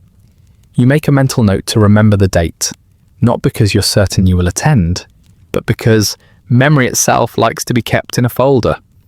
Along the way, a stoop conversation catches your ear. Two men comparing the merits of different shoes. The tone is wry, the subject practical. One offers a succinct judgment, the other concedes with a short laugh. You register the exchange as a kind of economics lesson, choices made with care, habits weighed against cost, and the occasional compromise that knits necessity to comfort. It is a mundane wisdom, and partly why the town sustains itself. Laundry flaps from lines above, catching the evening breeze and snapping in pale rhythms. An old shirt, its colour faded to a family of greys, moves like a small flag. It flutters in a manner that communicates neither complaint nor pride, only ongoing service. You notice how people make beauty out of utility here. A hand-stitched patch on a child's trousers, curtains mended with meticulous stitches, a garden of herbs in a window box that has been coaxed into existence with careful persistence. These details accumulate in duties. into a softness that cushions the harder work of the day. You pass the same stoop where an old woman sits and knits by a small kerosene lamp. Her needles click with a punctual sound, and whenever she looks up, she offers a smile that has learned to measure optimism in small increments. You sit on the step nearby for a minute, not because you need rest, but because you appreciate that someone continues to sit and make things whole. Her hands move in a pattern you could learn from.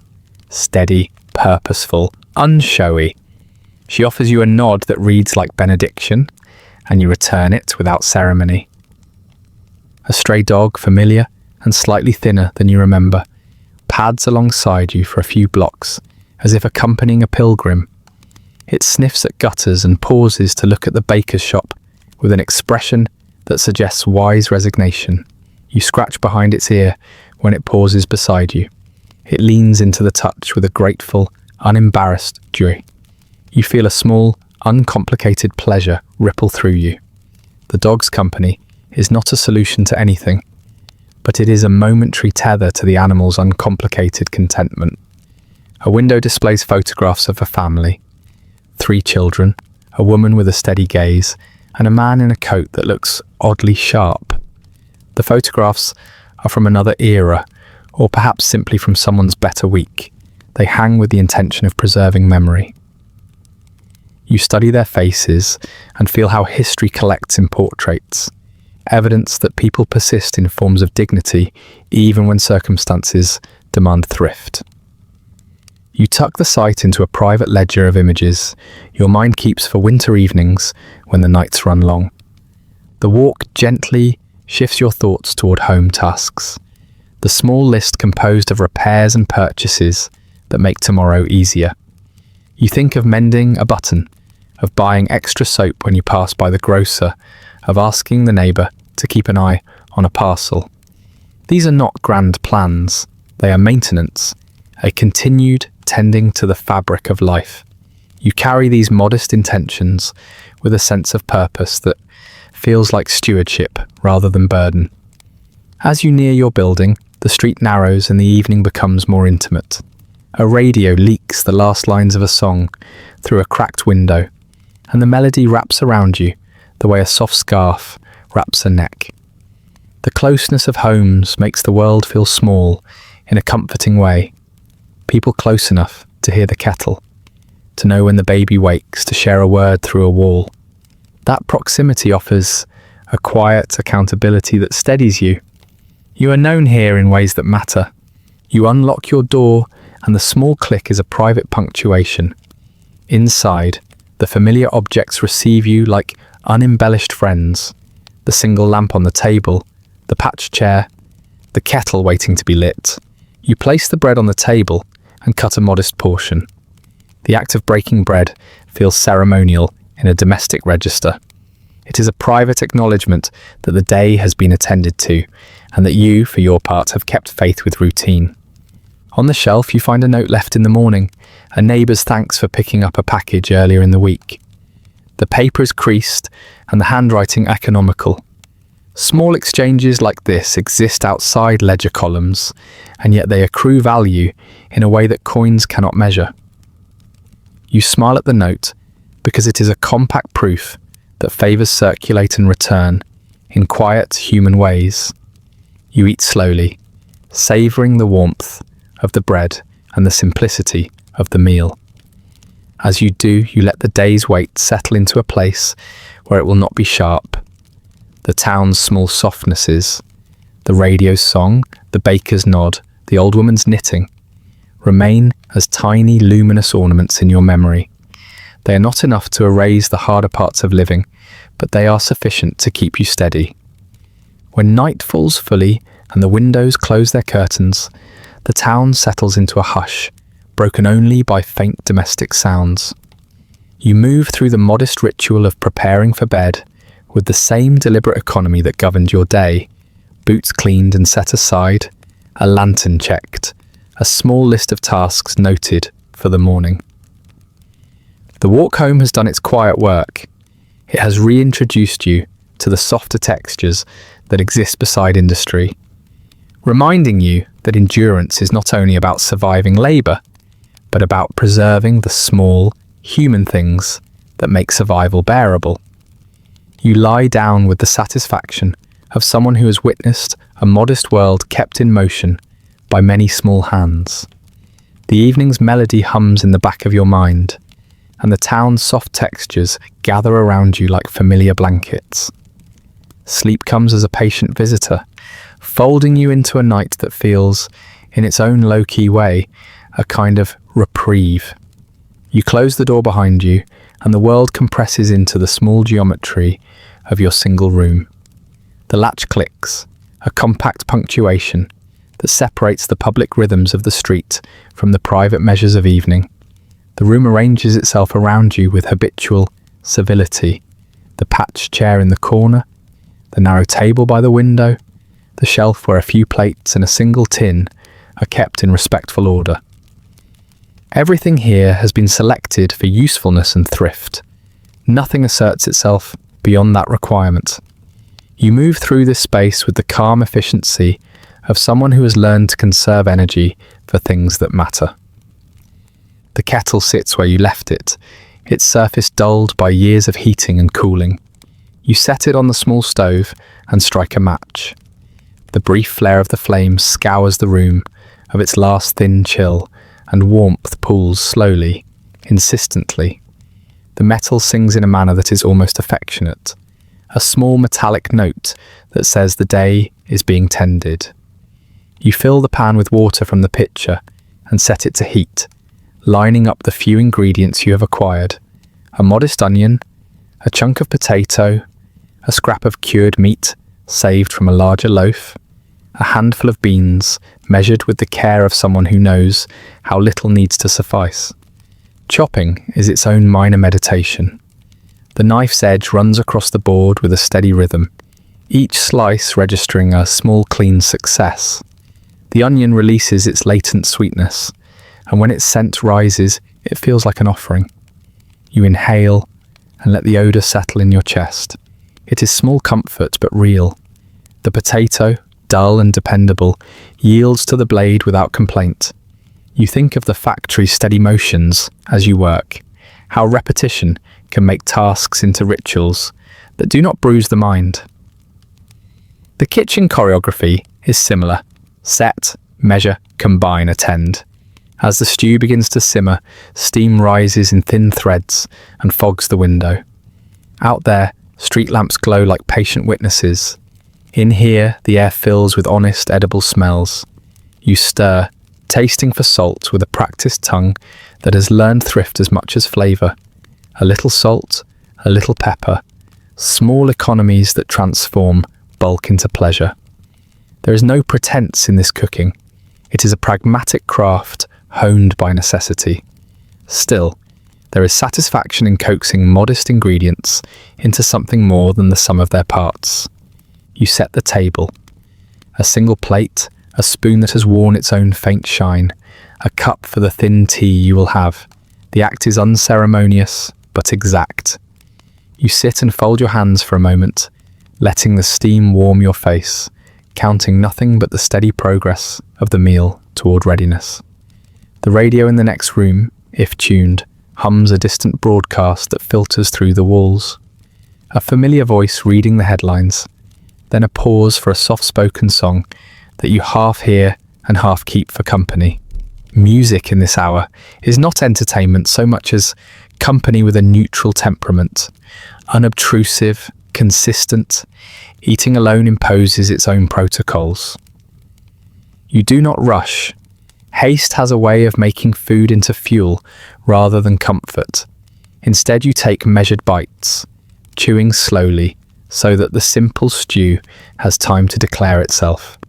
Each mouthful is an argument for endurance, warmth where cold once lived, substance where scarcity whispered. You notice the texture, the tender potato giving way under your teeth, the tiny thread of meat stretched thin but flavourful, the beans that yield a hearty counterpoint. The spoon's soft clinks on the bowl are a small music, the kind that measures solitude without judging it. There is a peculiar dignity in feeding yourself with such deliberate calm. It is an assertion that even one person's domestic rituals deserve attention. You think about the neighbour who once shared a piece of salt pork when winter bit harder and smile at the memory. Small acts of mutual aid are stitches in the fabric of the neighbourhood. You fold that memory into the evening like an extra pinch of salt, an ingredient on the margin but meaningful when tasted. Between sips of tea, you glance at the stack of small necessities on the table. An envelope with the landlord's terse handwriting, a note folded thin from the post office about a delayed parcel, a scrap on which you have jotted a list, soap, thread, a small amount of coal. These items are not drama. They are logistics. You rearrange them with a finger as if putting your affairs in sequence. Life here is essentially procedural, and the procedures keep the day's anxieties from becoming larger than they need to be. You clear a corner of the table and set out the needle and thread kept in a tin that rusts at the edge. Sewing is a craft of persistence. A small mending here will extend the life of a coat that was never meant to be elegant but must remain functional. You pick up the garment, a cuff that has frayed, and begin the precise work. The stitch travels in the same measured way your hands have moved all day. A small loop, a neat pull, a tuck to hide the tail. Repairing a thing is almost like writing a short necessary story. It alters the trajectory of an object's life by a discreet, careful act. The evening is patient, your breath becomes slow and steady. The small radio elsewhere plays a hymn of sorts. And though you do not listen closely, the cadence of the voice provides a soft structure that supports solitary tasks. The room is not silent. It is filled with the quiet responsibilities of domesticity. The kettle spits softly as it cools. The chair creaks when you adjust your weight. A muffled footstep passes outside the hallway. All of these ordinary sounds compose a soft, domestic orchestra. When the stew cools to a pleasant warmth, you blot its surface and return to the bowl. There is no rush to finish. Meal becomes meditation, attention directed toward the simple fact of nourishment. The act of eating transforms you in the smallest ways. Muscles relax, the mind slows, worry recedes into less acute shapes. You allow those changes to happen without forcing them. It is enough. After the meal, you wash the plate in the basin. The water runs warm and carries suds that shine for a moment like newness. You watch the grease swirl away and think about the factory's grease, the kind that clings to tools and sometimes to skin. This grease dissolves easily, an almost symbolic cleansing, and you savour the small satisfaction of an object returned to usable state. You hang the cloth to dry and wipe the table with the same careful motions you used to make it, no less deliberate, perhaps more grateful. The lamp throws a small pool of light across the room as you sit back in the chair. The evening collects itself into a series of manageable tasks. A note to remind the baker of an extra loaf tomorrow. A quick envelope to write to a relative in a nearby town. A check of the coal supply to see if a delivery is necessary.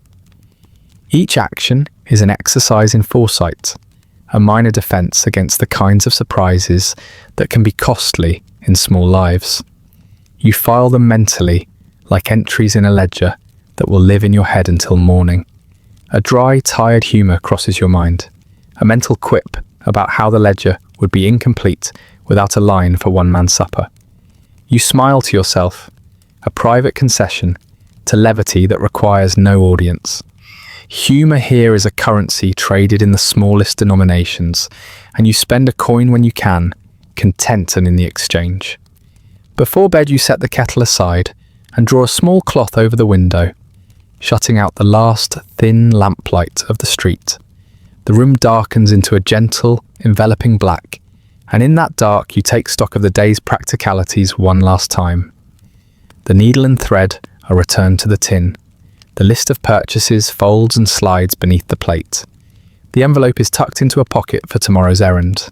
These final arrangements are small gestures of stewardship.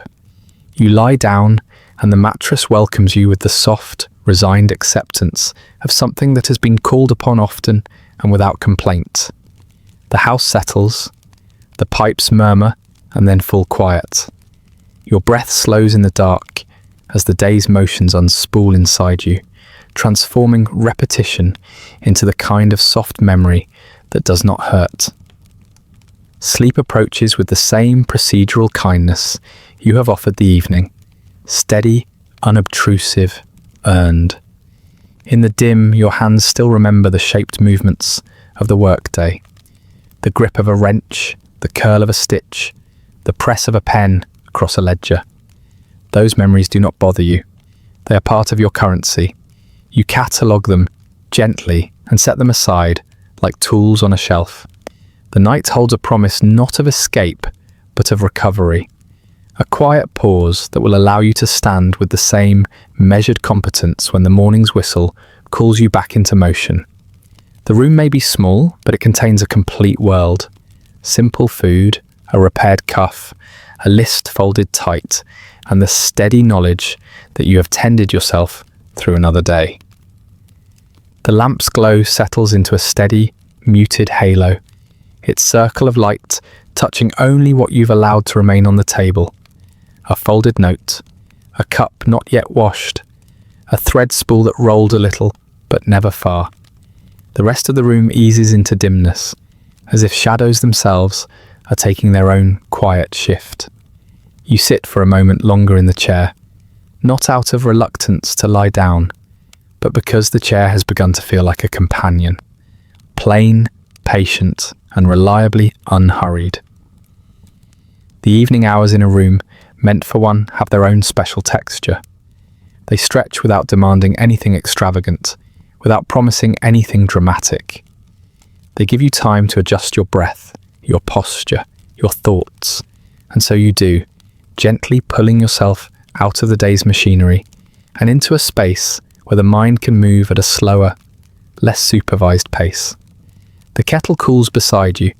It crackles faintly, releasing its last pockets of heat. That small noise settles into the room like a punctuation mark, neither sharp nor dull, simply marking time. Your eyes travel the quiet landscape of your little space.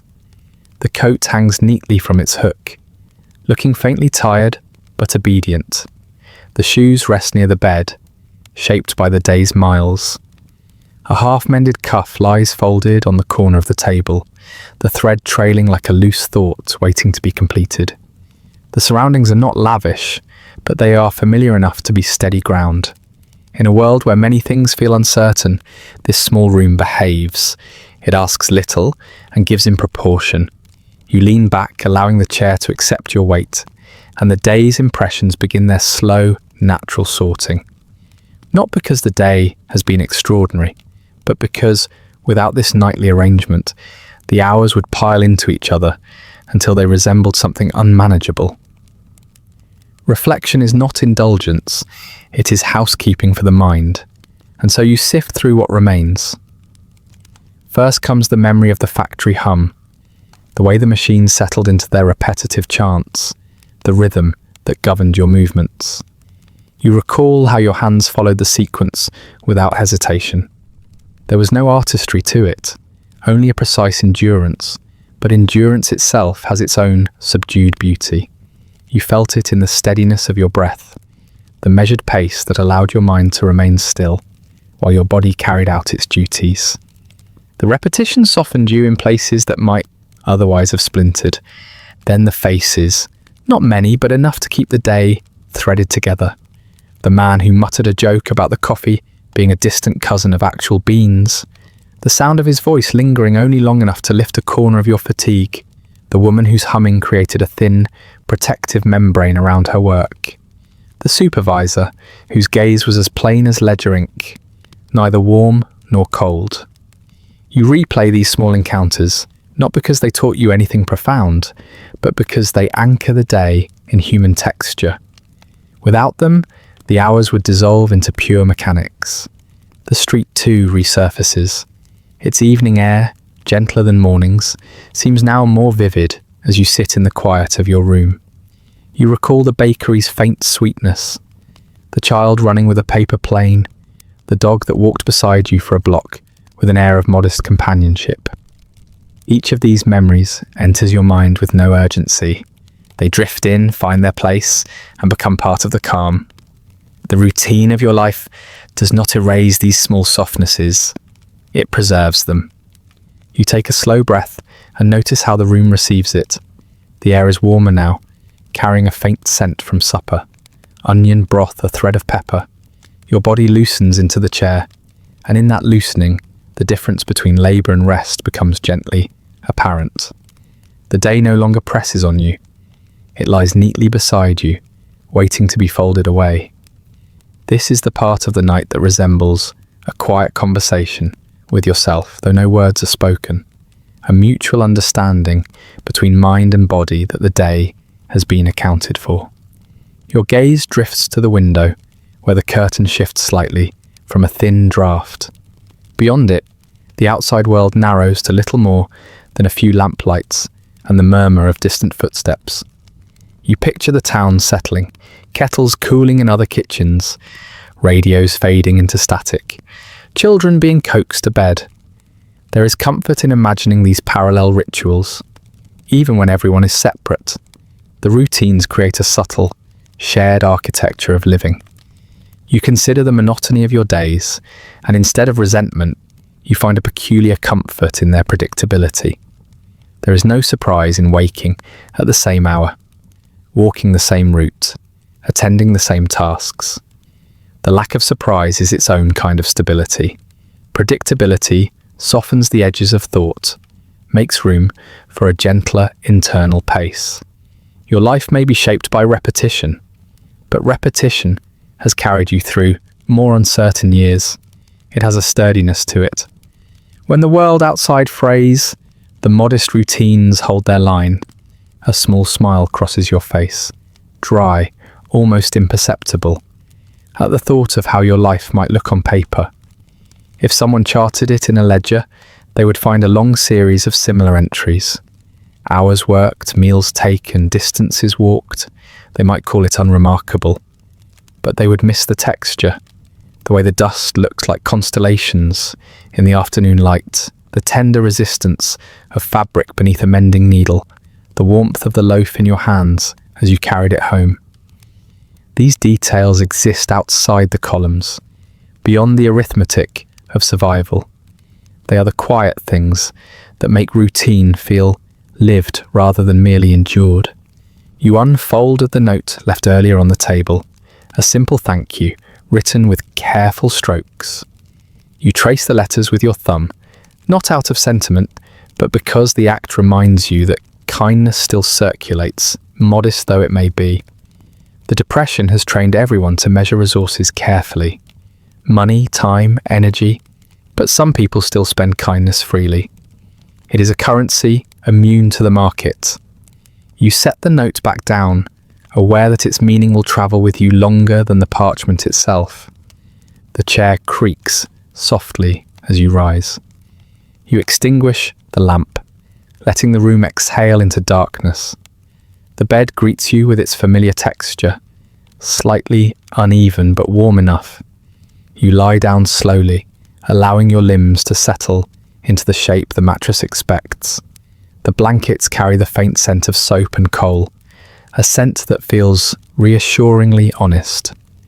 No illusions, no extravagance, just fabrics doing their duty. In the darkness, your thoughts continue their quiet procession. They move in smaller loops now, not quite dreams, but rehearsals for them. You think of tomorrow without urgency. It will come with its own rhythm, its own predictable set of movements, and you will meet them with the same steadiness you offered today. There is comfort in knowing that nothing extraordinary is required of you. Only presence, only patience. You let the day's final remnants settle like silt at the bottom of a slow-moving river. The small reflections solidify, not as burdens, but as gentle reminders that your life operates on manageable terms. It has structure, consistency, and enough softness threaded into the corners to make the routine bearable. You do not crave grandeur. You crave continuity, and continuity, in its modest way, has been delivered. The quiet deepens. The walls hold the darkness like water in a basin. Your breathing steadies. In this stillness, you feel the subtle truth of the life you lead. That meaning is not found in grand events, but in the repetition that shapes you, softens you, and gives your days a familiar contour. You're not restless. You are not adrift. You are simply ending another day in a manner that feels balanced. Sleep approaches without fanfare, folding itself around you with diplomatic gentleness. You surrender to it, letting routine guide you into rest. In this small room meant for one, you find enough space for quiet reflection, enough softness for comfort, and enough certainty for tomorrow. The darkness settles with a patience that matches your own, folding itself into the corners of the room until even the familiar outlines soften into gentler shapes. You lie there for a moment without moving, feeling the mattress adjust beneath you, taking on the slow collapse of muscles that have spent the day in quiet service. The bed springs answer with a mild, tired sigh, less a complaint and more a simple acknowledgement that another day's worth of weight has come home to rest. Your breath finds its quieter pace, the kind that doesn't need to prove anything. Each exhale unwinds a small knot somewhere in your ribs, and the air moves out of you as though the day itself were being released in increments. There is no urgency in the process. Nothing demands your attention now, not the machines, not the supervisors, not the ledger, waiting to tally the next sequence of hours. For the first time since morning, the present moment expands without resistance. Outside, the street's noises diminish into soft punctuation, a distant radio whispering through static, a door closing 2 houses away, the faint scrape of someone dragging a chair across their kitchen floor.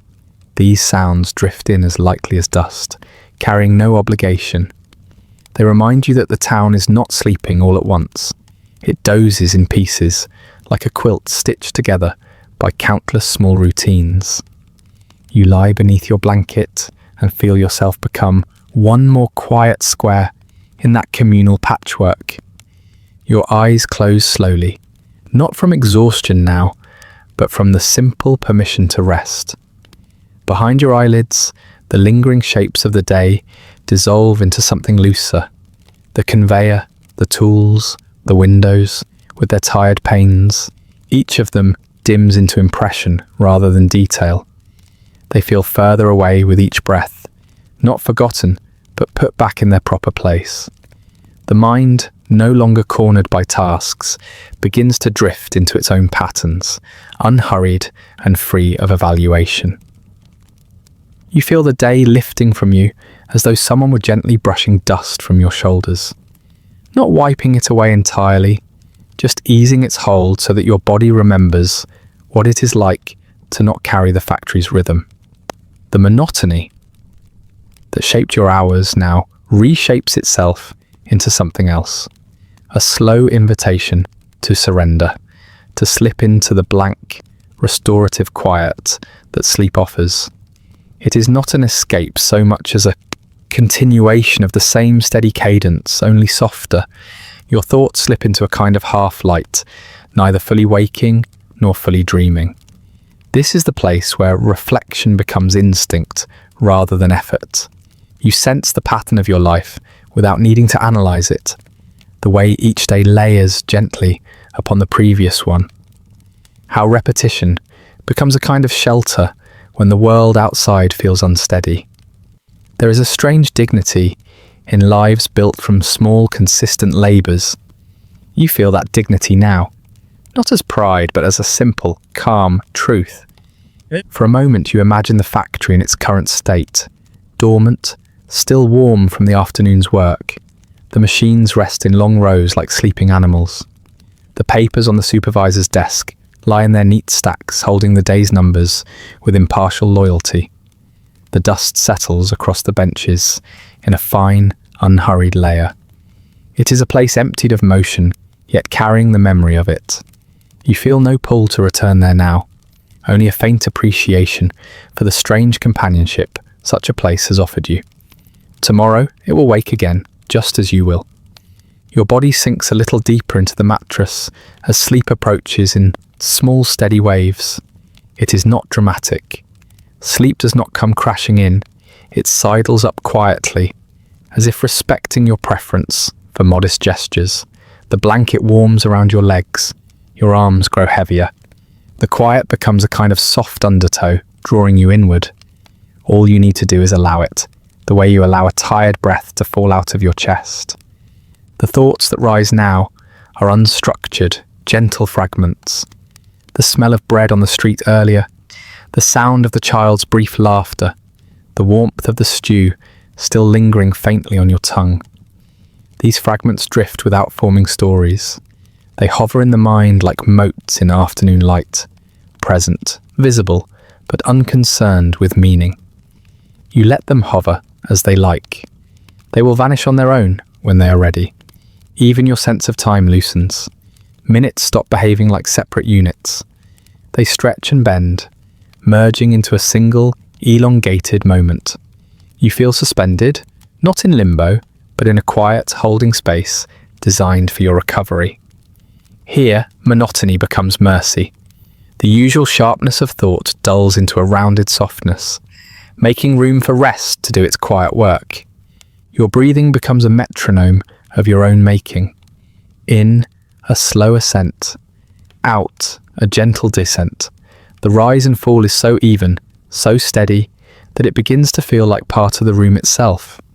The rhythm carries you, making your body lighter than you would have expected after a day of carrying tools and paperwork and the small private worries that never quite vanish.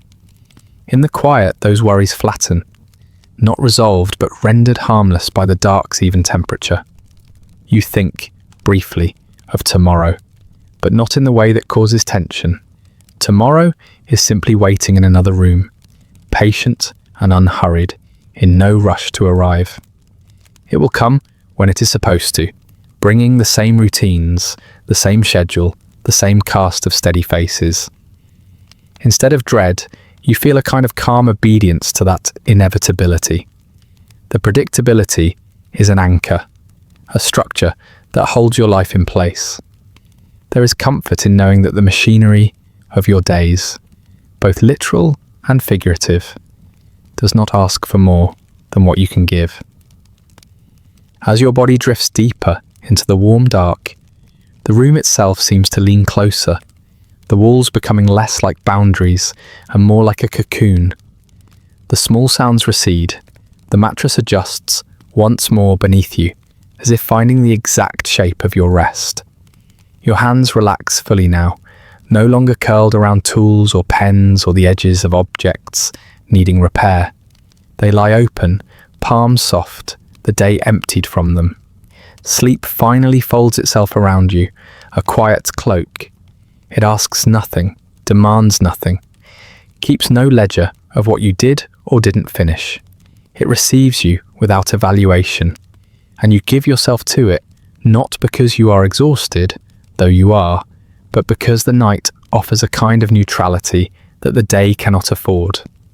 Here you are simply a body at rest, a mind loosening its grip, a soul preparing gently for another round of ordinary survival.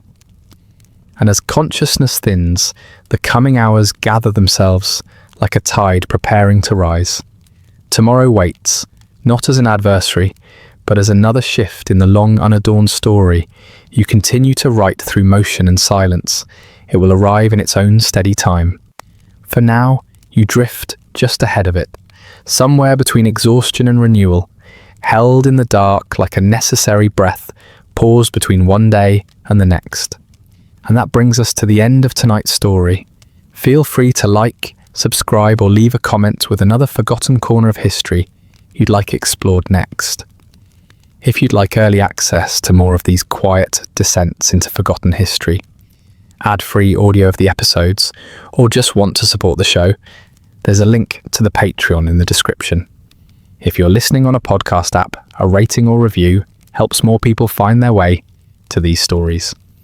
And special thanks to the supporters who make this show possible, including our chroniclers, Andrew S., Rich Davis, and Leslie Schofield sleep well.